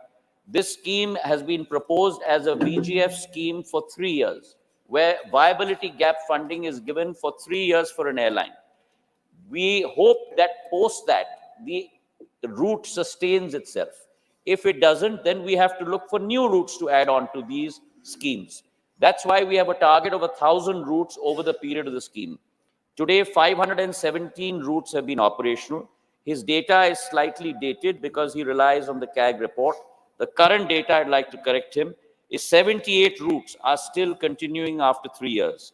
40% of the routes are operational, 15% of those are continuing after 3 years, and it is our endeavor that as India grows, as people grow accustomed to air travel, this will only increase in the days to come. Our projection is that from 144 million travelers in 1920, by the year 2030, India will have 42 crore travelers by civil aviation in the days to come. Sri Rajiv Shukla, fifth supplementary. मंत्री जी ने उड़ान योजना के तहत तमाम connectivity तो बनवाई है, लेकिन मैं ये कहना चाहता हूँ कि कैंसिलेशन लास्ट मिनट पे जो होता है फ्लाइट्स का, उससे लोग बहुत परेशान हैं। एक, उनको लोड नहीं मिलता, इस वजह से जो एयरलाइंस है तुरंत लास्ट मिनट पे कैंसिलेशन कर देती है। दूसरे, अभी फॉग आ गया है, और इसमें जो है कैंसिलेशन से बचने के लिए क्या क्या उपाय उठा रही है सरकार, अगर बताने की कृपा करें तो बहुत अच्छा रहेगा। जवाब विस्तार में देते हैं, उसके लिए धन्यवाद पहले से ही। ऑनरेबल मिनिस्टर जी ने उड़ान योजना के साथ नहीं, लेकिन समूचे नागर विमानन क्षेत्र के साथ प्रश्न उठाया है। जहां तक कैंसलेशंस का सवाल है, हम लोगों के पास एक निर्धारित प्रक्रिया है जिसके आधार पर अगर कैंसलेशन होती है 1-2 घंटे फ्लाइट के पहले, तो एयरलाइन को पैसेंजर्स के लिए इमीडिएट कनेक्टिंग फ्लाइट का प्रावधान करना पड़ता है। अगर 5-6 घंटे के लिए फ्लाइट नहीं मिल पाती तो एयरलाइन की जिम्मेदारी होती है पैसेंजर्स को होटल का कमरा देना, उनका रिफंड देना, उनको अगले फ्लाइट पर लगाना। तो ये नियम कार के आधार पर, सिविल एविएशन रूल्स के आधार पर निर्धारित है मंत्रालय के द्वारा। अगर कहीं भी उल्लंघन होता है तो मंत्रालय पूर्ण सतर्कता के साथ उस एयरलाइन के विरुद्ध प्रक्रिया और कार्रवाई इमीडिएटली करती है। जहां तक फॉग का विषय है, बहुत महत्वपूर्ण विषय है राजीव जी का, जो इस प्रश्न के साथ कोई ताल्लुकात नहीं रखता, लेकिन फिर भी उनके प्रश्न का उत्तर देने की मैं कोशिश करूंगा। फॉग एक ऐसा माहौल है जिस पर कोई डायरेक्ट कोरिलेशन हम नहीं रख पाते किस दिन फॉग आएगा नहीं आएगा। इसलिए 2021 में जब मैंने मंत्रालय का प्रभार प्रधानमंत्री जी के द्वारा मुझे दिया गया था, जुलाई के माह में नवंबर के लिए फॉग रूटीन के लिए हमने एक नई प्रचलन शुरू की। उसके 3-4 भाग थे। पहले तो हमारे कैट 1, कैट 2 और कैट 3 ट्रेन पायलट्स की संख्या एयरलाइंस को में बढ़ोतरी होने के लिए हमने उनको सीधा सीधा प्रावधान बनाने को कहा। उसी के साथ जो कैट 2 और कैट 3 ट्रेन एयरक्राफ्ट न हो, उदाहरण के तौर पर ATR और Q400 बॉम्बार्डियर के, उनको हमने नॉन फॉग आवर्स में चलाने का प्रावधान हमारे विंटर स्केड्यूल में हमने पहले से बना के रखा है। विंटर स्केड्यूल करीब करीब अक्टूबर के अंत के माह में बनता है, वो प्रावधान हमने बना के रखा है। पूरा विंटर स्केड्यूल में हर एक एयरलाइन का स्केड्यूल भी उसी फॉग के आधार पर नियंत्रित किया जाता है। कैट 3 एयरपोर्ट्स, IFR एयरपोर्ट्स मतलब इंस्ट्रूमेंटल फ्लाइट रेटेड एयरपोर्ट्स को कैट 1 पर हम लोग ले जा रहे हैं, कैट 1 के एयरपोर्ट्स को कैट 2 तक ले जा रहे हैं, कैट 2 के एयरपोर्ट्स को कैट 3 तक ले जा रहे हैं। फॉग से प्रभावित हमारे देश में करीब 18 से 19 एयरपोर्ट्स ही हैं। उसमें उत्तर भारत के भी एयरपोर्ट्स हैं, जैसे लखनऊ है जहाँ से राजीव जी आते हैं, हमारे दिल्ली का एयरपोर्ट भी है, और इन एयरपोर्ट्स में भी प्रावधान कैट 3 का हमने कर दिया है। और इसी के तहत पिछले 20-21 वर्ष के विंटर स्केड्यूल में और 21-22 के विंटर स्केड्यूल में फॉग के जरिए कैंसिलेशंस 0.05% ही केवल हो पाए हैं और डिलेज 0.01% ही हो पाए हैं, क्योंकि वो स्केड्यूल ही हमने वैसे बनाने की कोशिश की है। कैट 3 ट्रेन पायलट्स की संख्या भी बहुत देश में बढ़ गई है, और कैट 2 और कैट 3 की भी, ताकि हर प्लेन का operation Boeing 737, A319, A320 cat 2-3 train pilots के आधार पे ही हो। Thank you sir. Question number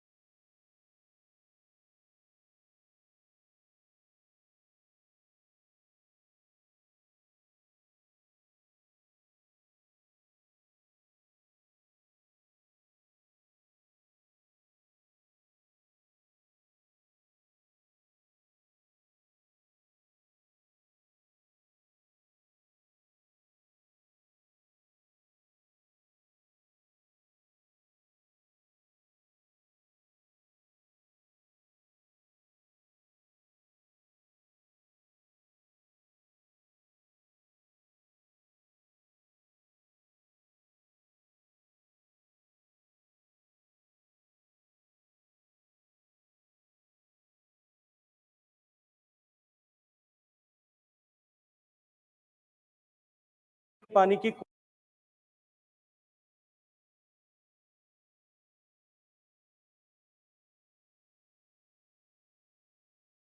quality को जांचने के लेकर मापने को लेकर के कोई व्यवस्थित व्यवस्था नहीं थी। लेकिन जल शक्ति अब जल जीवन मिशन प्रारंभ होने के बाद में देश भर में जिस तरह से माननीय प्रधानमंत्री जी के आशीर्वाद से एक तरफ जहां देश के सभी घरों तक पीने का स्वच्छ पानी पहुंचे, इस दिशा में काम प्रारंभ हुआ है।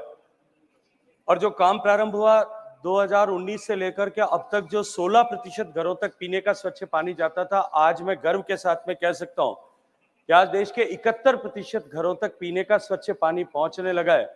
और पीने का स्वच्छ पानी पहुंचने लगा है, इसके कारण से माताओं बहनों ने जो आशीर्वाद दिया है, उसका परिणाम कल देखा आपने कि प्रचंड बहुमत के साथ में 3 राज्यों में भारतीय जनता पार्टी की सरकार बनी। लेकिन ये जो पीने के पानी की गुणवत्ता और आर्सेनिक के को लेकर के माननीय सदस्य ने प्रश्न किया है, देश भर में 2016 में 14,143 ऐसे हैबिटेशन थे। माननीय सदस्य सही है कि इंडो गैंगेटिक जोन में आर्सेनिक की समस्या है। 14,183 क्षेत्रों में हैबिटेशंस में इस तरह की चुनौती थी, जो 2017 तक बढ़कर के 18,258 हैबिटेशंस हो गए थे, क्योंकि ये डायनेमिक प्रॉपर्टी है, पानी की लेवल्स को लेकर के, विड्रॉल को लेकर के इस तरह के परिवर्तन आते हैं। लेकिन माननीय प्रधानमंत्री जी के जल जीवन मिशन प्रारंभ करने के बाद में जिस तरह का परिणाम आया है, उसके चलते हुए आज इनकी संख्या निरंतर घटी है। मैं गर्व के साथ में एक बात कह सकता हूं कि 2017 से जो हमने नेशनल वाटर क्वालिटी मिशन में जो प्रायोरिटी ऐसे अफेक्टेड हैबिटेशंस को देना प्रारंभ किया था, वहां से लेकर के जल जीवन मिशन तक आज देश में एक भी ऐसा हैबिटेशन नहीं है जहां पर व्यक्ति को सेफ पीने का पानी, आर्सेनिक मुक्त पीने का पानी उपलब्ध न हो। देश के जो है इन 18,258 हैबिटेशंस में से केवल 378 हैबिटेशन ऐसे बचे हैं, जिनमें से 319 पंजाब में है और 59 वेस्ट बंगाल में, जहां जो है कम्युनिटी वाटर ट्रीटमेंट प्लांट के माध्यम से पीने का स्वच्छ पानी मिले, ऐसी व्यवस्था की गई। लेकिन माननीय सदस्य ने जो प्रश्न पूछा है, मैं उसी के परिप्रेक्ष्य में कहना चाहता हूं कि जो व्यवस्था देश में नहीं थी माननीय सभापति महोदय, कि देश में पीने का पानी जो हमारे जीवन से, हमारे जीवन के, हमारे स्वास्थ्य से जुड़ा हुआ सबसे महत्वपूर्ण विषय, उसको जांचने का कोई किसी तरह का जो है देश में व्यवस्था ही नहीं थी। आज देश में हम खुशी के साथ में कह सकते हैं कि 2111 लेबोरेटरीज देश भर में काम कर रही, जिसमें से 1300 से ज्यादा लेबोरेटरीज NABL एक्रेडिटेड है। और माननीय चेयरमैन साहब, देश भर में 19-20 तक जहां केवल 50 लाख टेस्ट कुल मिलाकर के होते थे पीने का पानी की गुणवत्ता को जांचने का, ये जो व्यवस्था हमने की और देश भर में 23 लाख महिलाओं को ट्रेन करके जो फील्ड टेस्टिंग किट दिए, लेबोरेटरीज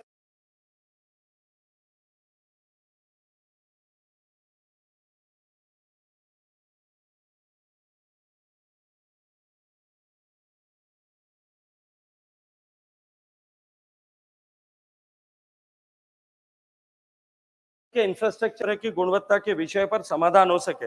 लेकिन माननीय सदस्य जिस प्रांत से आती हैं, मैं बहुत दुख के साथ में कहना चाहता हूं, माननीय सदस्य से कहूंगा कि अपने प्रांत में उस विषय पर बात करें। आज देश में, पूरे देश में केवल एकमात्र प्रदेश वेस्ट बंगाल बचा है जो आज भी 40% से नीचे जल जीवन मिशन पर है। उस पर गति बढ़ाने की नितांत रूप से आवश्यकता है, ये मैं आपके माध्यम से निवेदन करना चाहता हूं। सेकंड सप्लीमेंट्री, श्रीमती मौसम नूर। Sir, I would request the Honorable Minister to give a specific answer on what is the total financial investment made by the ministry in establishing community water purification as part of the arsenic mitigation efforts. Thank you. Honorable Minister.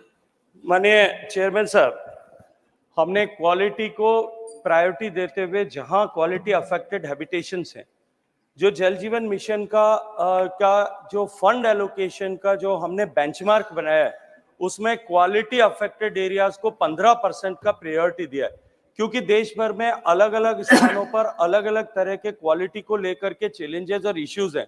राज्य सरकारें प्राथमिक रूप से ऊपर उपबंध करती हैं और कम्युनिटी वाटर ट्रीटमेंट प्लांट भी अलग अलग तरह के जो है प्रदूषण को लेकर के उसके मिटिगेशन के लिए अलग अलग तरह के उपबंध उसके लिए किए जाने की आवश्यकता होती है। Honorable Minister, it's a very pointed question. I know, I'm replying So direct pointedly. response. she wished to understand about, she wished to know about the community water treatment water plant to mitigate the arsenic. मैं आप को आप विश्वास दिलाता हूं कि इसकी सूचना राज्य सरकार से मंगवा करके हम जो है माननीय सभा सदस्य को शीघ्र भेज देंगे.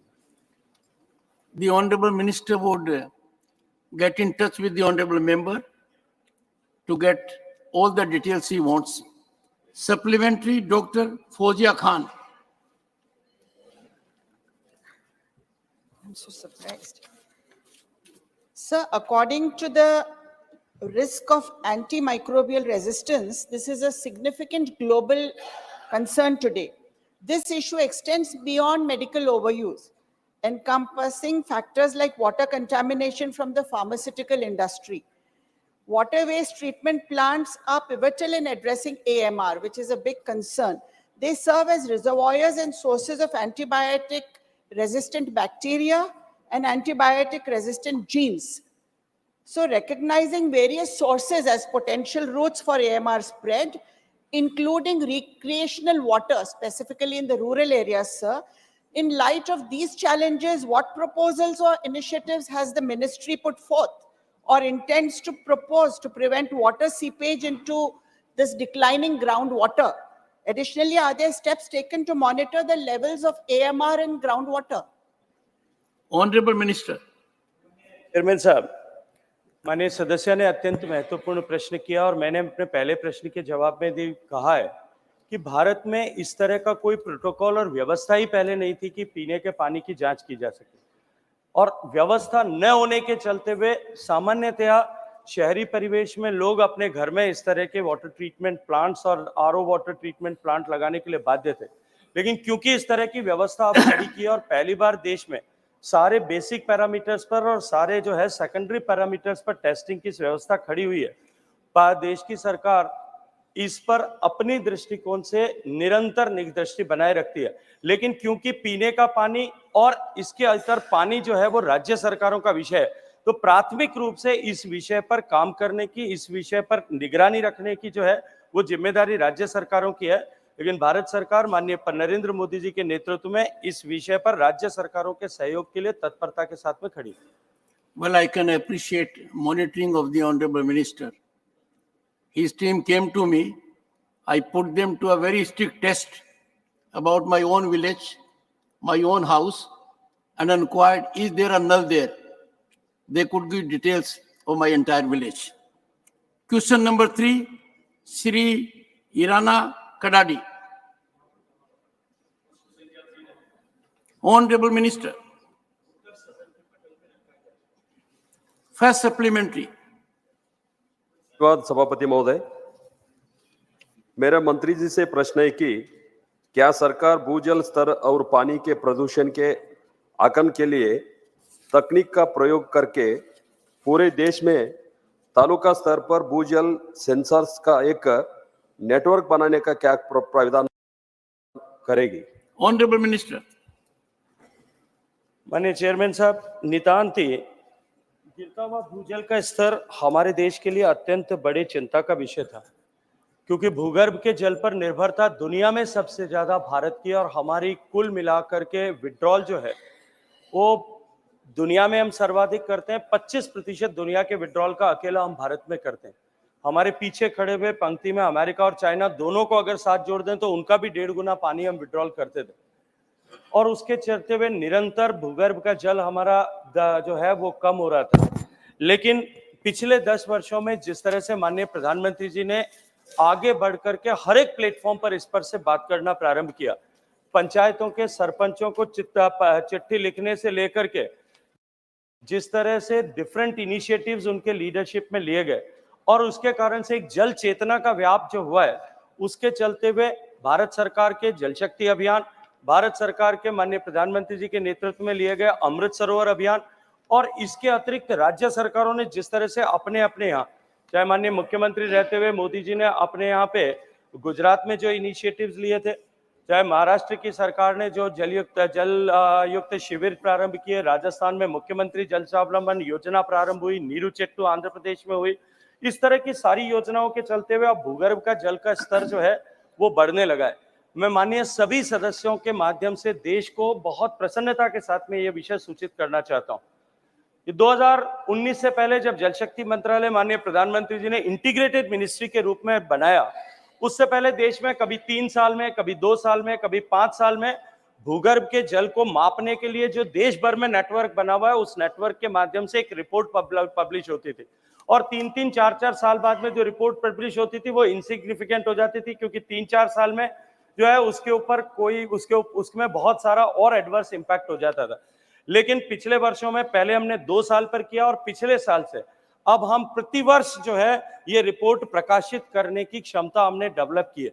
और मैं इसके साथ ही अत्यंत प्रसन्नता के साथ में कहना चाहता हूं कि 2023 में 2020 के बाद में जो डाउनवर्ड्स हमारा हमेशा घटता हुआ भूगर्भ जल का आंकड़ा आता था, जो 6000 से ज्यादा ब्लॉक्स में मॉनिटर करते थे, हर साल हमारे क्रिटिकल जो है ब्लॉक्स, सेमी क्रिटिकल और जो है ब्लॉक्स और ओवर एक्सप्लॉइटेड ब्लॉक्स की संख्या निरंतर बढ़ती जा रही थी।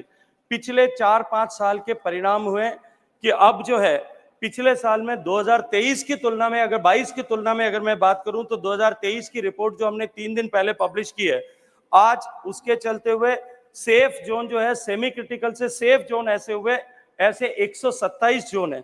ओवर एक्सप्लॉइट से क्रिटिकल की तरफ आकर के पॉजिटिव ट्रेंड हुआ, ऐसा ओवर जो है 27 ब्लॉक्स हैं, सेमी क्रिटिकल से सेफ हुए 127 ब्लॉक हैं।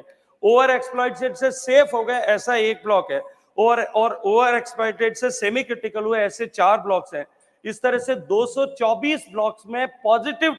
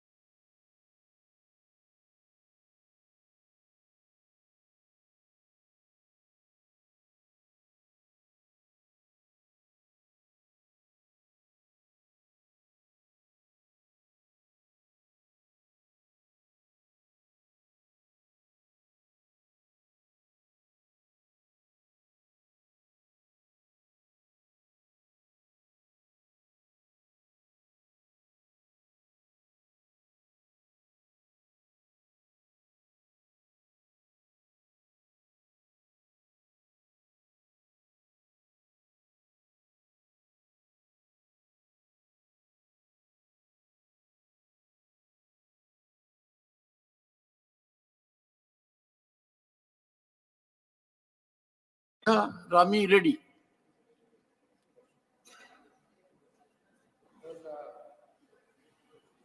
The minister provide an assessment of the impact of artificial structures for groundwater recharge in Andhra Pradesh and share plans for scaling or modifying these efforts based on observed outcomes. Honorable Minister. माननीय सभापति महोदय, जैसा मैंने निवेदन किया कि क्योंकि ये प्रत्यक्ष रूप से राज्य सरकार का विषय है, इसलिए राज्य सरकार को ही इसमें इनिशिएटिव लेकर के अपने प्लान्स बना करके और अपने योजनाओं को धरातल पर उतारना है। भारत सरकार विभिन्न योजनाओं के माध्यम से उसके लिए जो है वो सहयोग करने के लिए विभिन्न योजनाओं के माध्यम से उस पर निवेश करने के लिए जैसी योजना का प्रारूप है उस पर हमेशा ही उसके लिए जो है वो आगे बढ़ करके काम करने के लिए आतुर है। Fourth supplementary, Dr. Fozia Khan.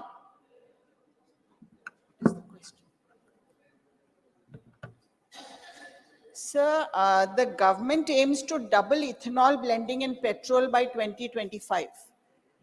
However, challenges are recently being faced in the ethanol supply chain, including disruptions in the rice supply.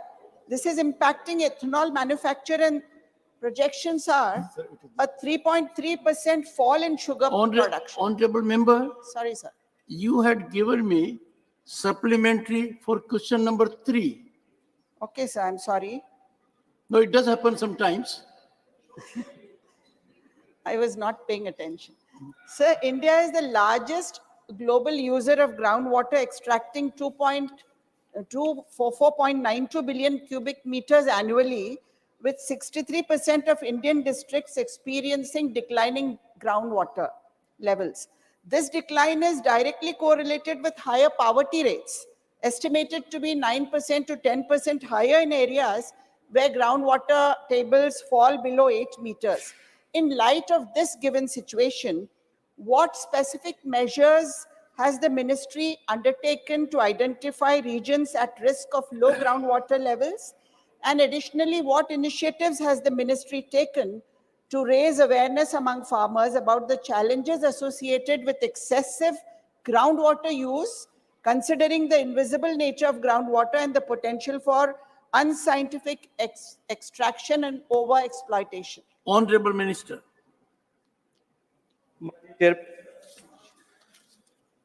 हालांकि मैंने अपने पहले प्रश्न के मूल प्रश्न के उत्तर में बहुत विस्तार के साथ में इस विषय पर उत्तर दिया था कि प्राथमिक रूप से ये राज्य सरकारों का दायित्व है, लेकिन उसके साथ साथ में मैंने भारत सरकार ने जो इनिशिएटिव्स ग्राउंड वाटर के रिचार्ज को लेकर के, ग्राउंड वाटर की बदलती हुई परिस्थितियों को लेकर के, मुझे लगता है माननीय सदस्य का उस समय उनके संज्ञान में नहीं था, उन्होंने ध्यान नहीं दिया, लेकिन मैं फिर निवेदन करना चाहता हूं कि माननीय प्रधानमंत्री, लेकिन माननीय प्रधानमंत्री जी ने जिस तरह से 10 साल में जिस तरह से प्रारंभ से लेकर अब तक इस विषय को लेकर के जन चेतना का जागरण किया है, आज उसके चलते हुए निश्चित रूप से जो है उसका प्रभाव ग्राउंड वाटर पे रिचार्ज जिस तरह से बढ़ा है उस पर हुआ है।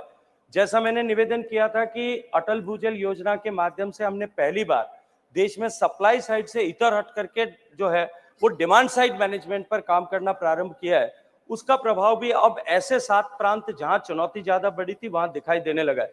मैं एक उदाहरण माननीय चेयरमैन साहब आपके माध्यम से देना चाहता हूं कि अगर जो है स्थानीय सरकार किसी शहर की तय करती है और वो अगर ground water related activities, recharge activities पर काम करे, मेरे प्रदेश में डूंगरपुर एक शहर है जहां बहुत बड़ा तालाब आपके संज्ञान में जो है शहर के बीच में लेक होती थी जो सूख करके फुटबॉल का मैदान बन गई थी, क्योंकि पानी आज विज्ञान मानता है और 5000 साल पहले की भी हमारे जो है जो लेखों में, हमारी पुस्तकों में, हमारे पुराणों में लिखा गया है कि जमीन का पानी, सतह का पानी, जमीन के भीतर का पानी और नदियों का पानी सब आपस में कोरिलेटेड है।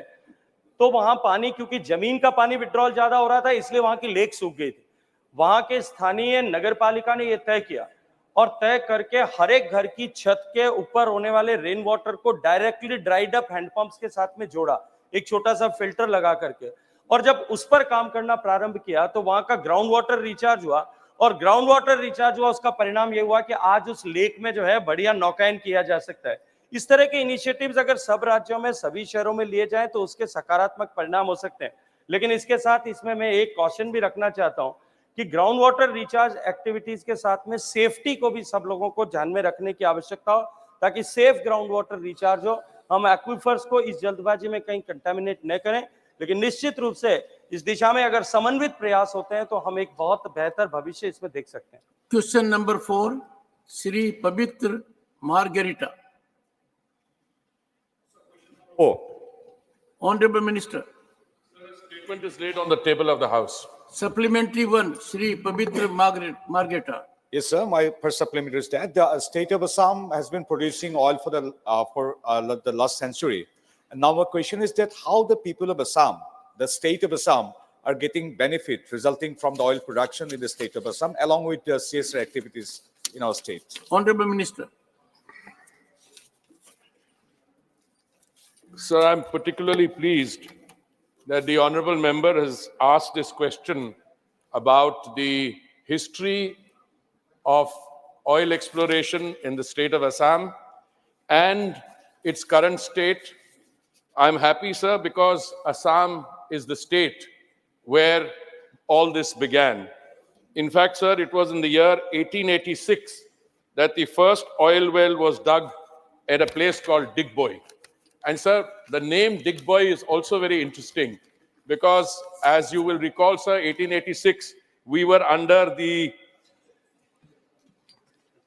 domination, governance of an alien dispensation, and it was the white master who was shouting, "Dig, boy."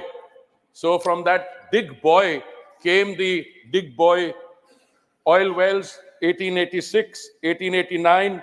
Sir, the first commercial scale oil well was produced and oil extracted. I think it was 200 or 20,000 gallons per day at Dig Boy, 1889, sir. And in 1901, the first refinery in Asia, not in India, but in Asia, came up in Dig Boy, sir. So I'm very happy, sir, because today we've come a long distance from there.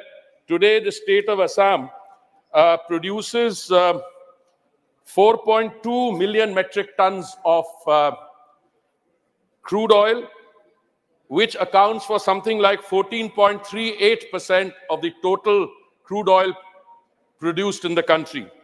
Equally, the state of Assam produces 3.6 BCM, billion cubic meters of natural gas, which accounts for 10.43% of the country's natural gas production.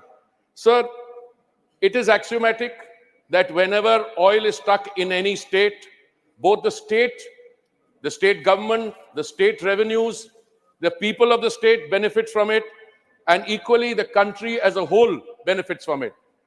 Oil and natural gas and other forms of energy which we are producing, biofuels, compressed biogas, soon green hydrogen, they will all contribute to our enhancing our energy mix and to save precious amounts of foreign exchange on account of importation. On the crude oil front, sir, we are, because the economy is booming, is growing. Last quarter, sir, 7.6%. Overall, everybody estimates we'll have a rate of growth of over 6.5%. We still import 85% of our crude oil and, sir, about 50% of our gas.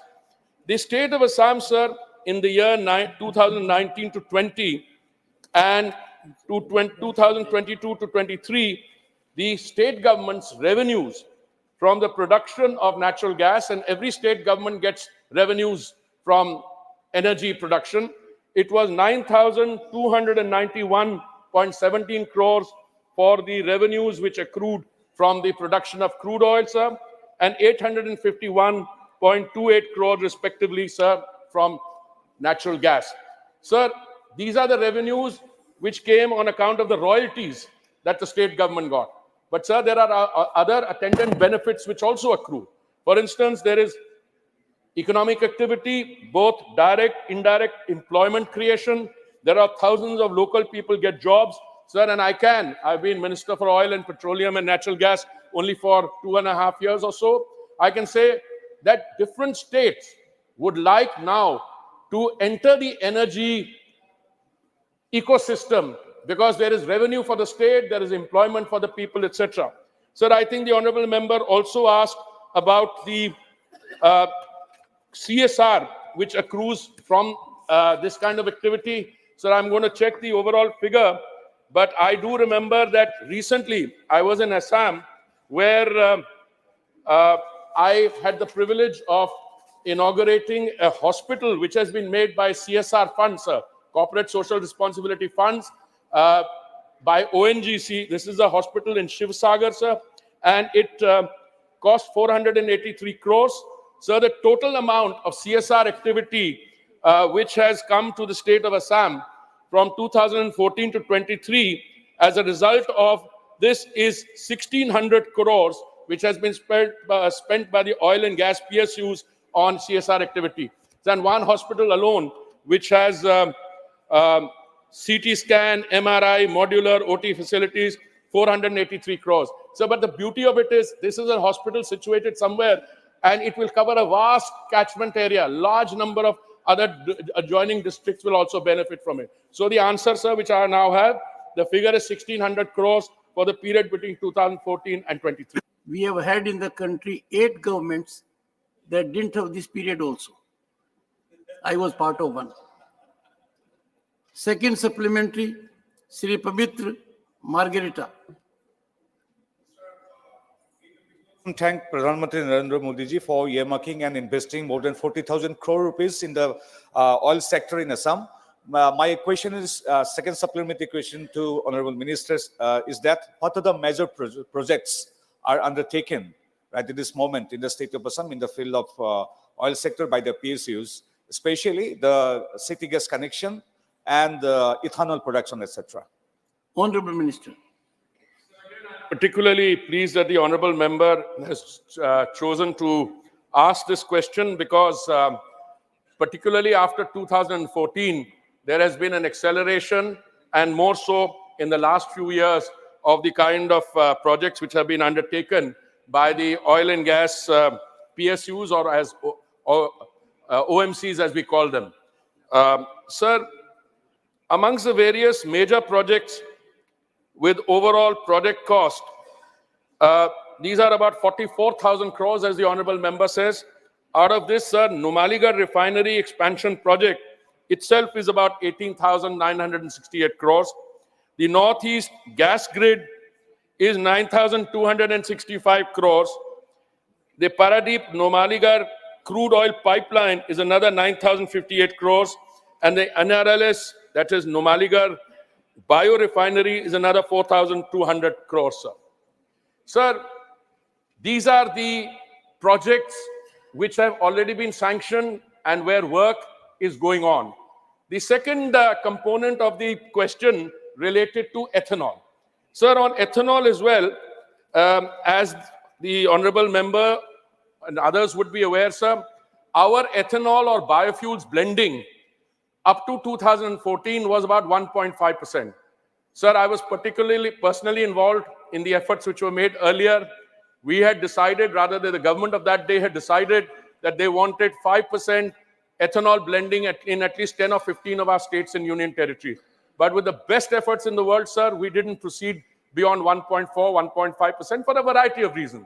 I think in order to succeed in ethanol blending, you need to put in place an ecosystem which will make it viable both for the feed providers, for the production of ethanol, and for its use.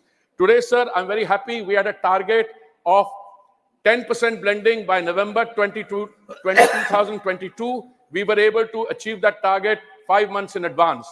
Our second target, sir, was 20% ethanol blending by 2030. The Honorable Prime Minister, because of the success of this and his leading up front, we were able to bring that target of 2030 to 2025.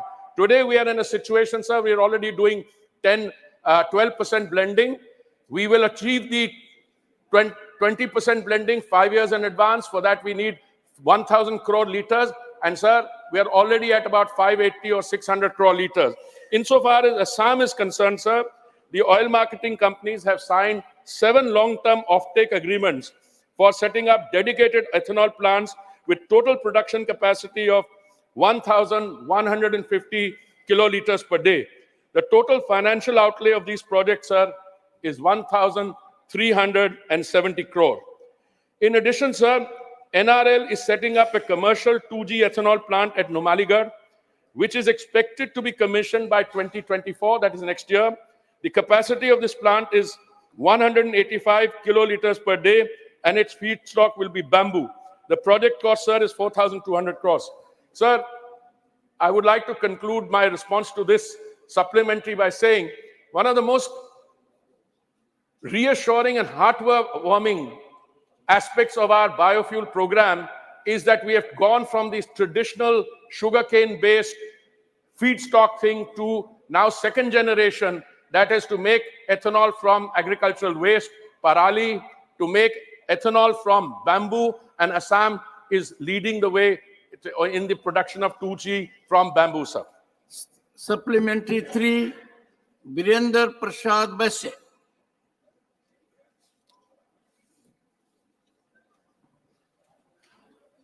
Your Thank you, supplementary, sir. Honorable Chairman, sir. Thankful to Honorable Minister to give him the detailed history of Assam oil producing state. Thank you, sir. You are very right.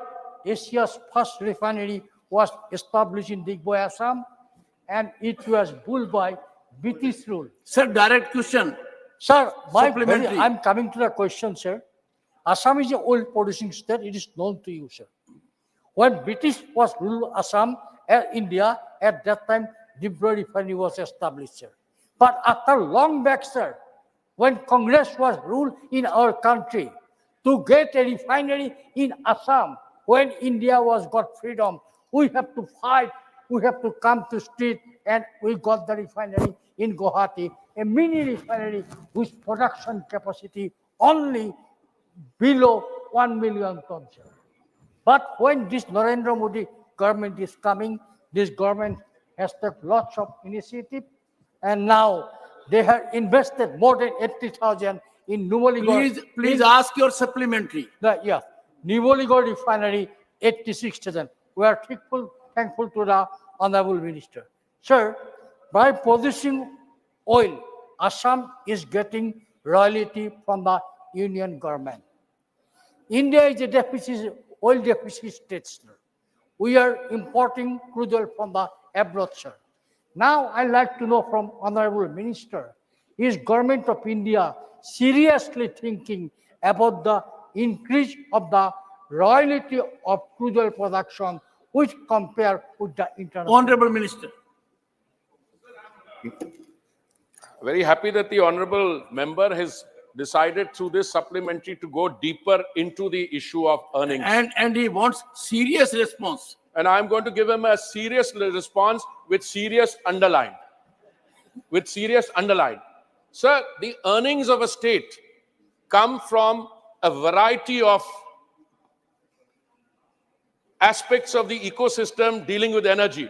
Royalty is one aspect.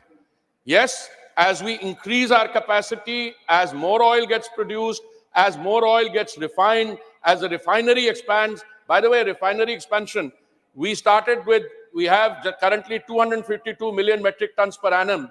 We are going to take it up to 400. The Honorable Prime Minister met 450. So when you refine more, you'll get more royalty, without any doubt. But there are other aspects to this earning also. For instance, when we were able to complete 10% of biofuel blending by 2022, 5 months in advance, we were able to save 41,400 crores of rupees from the import bill. That enabled us to give 42,400 to our farmers. When we do 20% blending, it will be even more. Insofar as the state of Assam is concerned, I am not serious. I'm 100% sure that with the efforts which are being made to expand capacity, the efforts which are being made to produce and refine more, we just did an expansion of one of the Honorable Chief Minister tied me down in a public meeting. I agreed. We are expanding that refining capacity. So the more royalty will come definitely. But the issue is, there is more potential, including in other states of the Northeast. In fact, there is one issue between Assam and another state where there are some issues which we need to resolve. I myself feel that perhaps we have not exercised our, within quotes, our margin of persuasion. Because oil is something, if you dig it somewhere, somebody, your neighbor may say, कि ये आप तो निकाल रहे हैं oil, तो हमारी field से आ रहा है. We need to resolve these issues. But as I see this issue developing, the developments which have taken place, the expansion, The earlier honorable member also from Assam, he spoke about 44,000 crores, but that is now. Even more is going to come, and I'm sure I can sit down with the honorable member you can, as the representative of the people, tell the state government, I have an excellent rapport with your chief minister, with the other chief ministers. We are all working towards enhancing both the oil production, natural gas production, which will ultimately benefit both the people of the northeastern states and their unions. Fourth supplementary, Kamakya Prasad Tasa.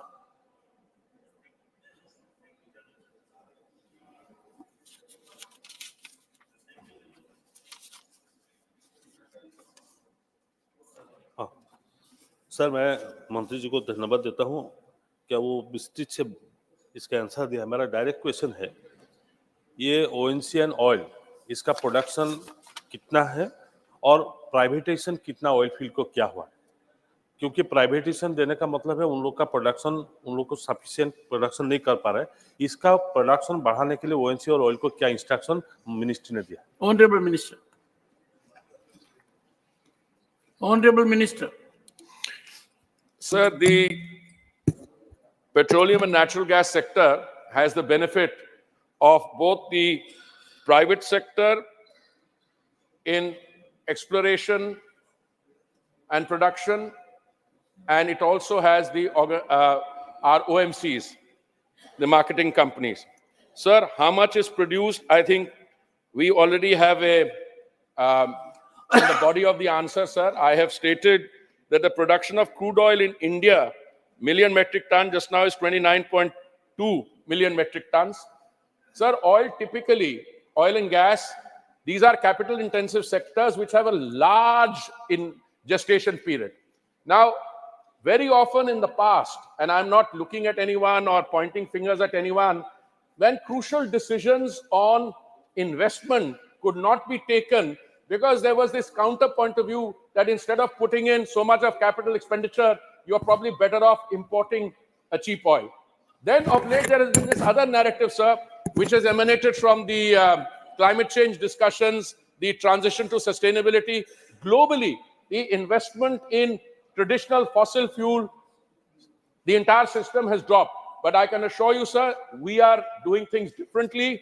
There's now a concerted attempt, along with the international oil companies with which we have signed the MOUs, our own OMCs, they're all collaborating, and we now have a situation where hopefully this figure of 29.2 million metric tons, I hope that by the time, whoever is the minister at that stage from the BJP government, after 2029, he will be able to give a figure with the multiplier of that, because I'm sure, I'm confident that the work which has been set up now and the exploration and production, all the incentives we've taken. To give you one example, sir, we have about 3.5 million square kilometers of sedimentary basin. But we never, for some reason I don't understand, we never exploited more than 6 to 7%. We are now taking this 6 to 7% exploitation of the sedimentary basin to double the amount.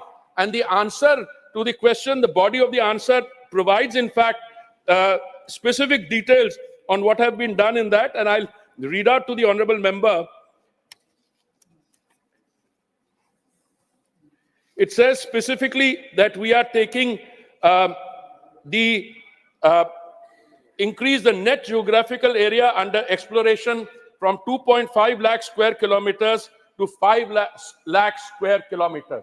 This plus the opening up of 1 million square kilometers, which used to be part of the no-go areas for a variety of reasons. Sir, and it's only the Honorable Prime Minister who could have taken this decision to free this up from resident objections of security agencies, defense ministry, etc. Today, we are in the situation, we are looking at towards the period ahead where this figure of 29.2 million metric tons will be much higher, and that we will be able to reduce our import dependence even as our consumption is increasing.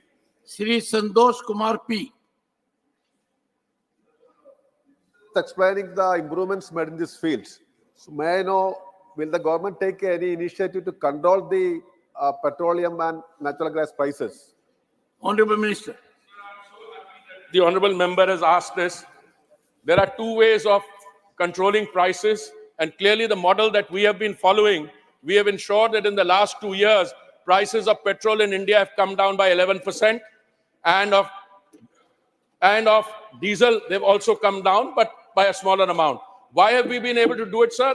Because the central government, because of the initiative and decision of the Prime Minister, we reduced central government excise on 2 occasions, in November 21 and in May 2022, and we brought down the price by 13 and 16 Question rupees. number 5, Mr. Shri Binoy Vishwam. Question number 5. Honorable member, question number 5. Shri Binoy Vishwam. I raise it. Honorable Minister. Yes, sir. Yes. Honorable Minister. Sir, reply is laid on the table of the House, sir. The House will meet again at 2 p.m. today.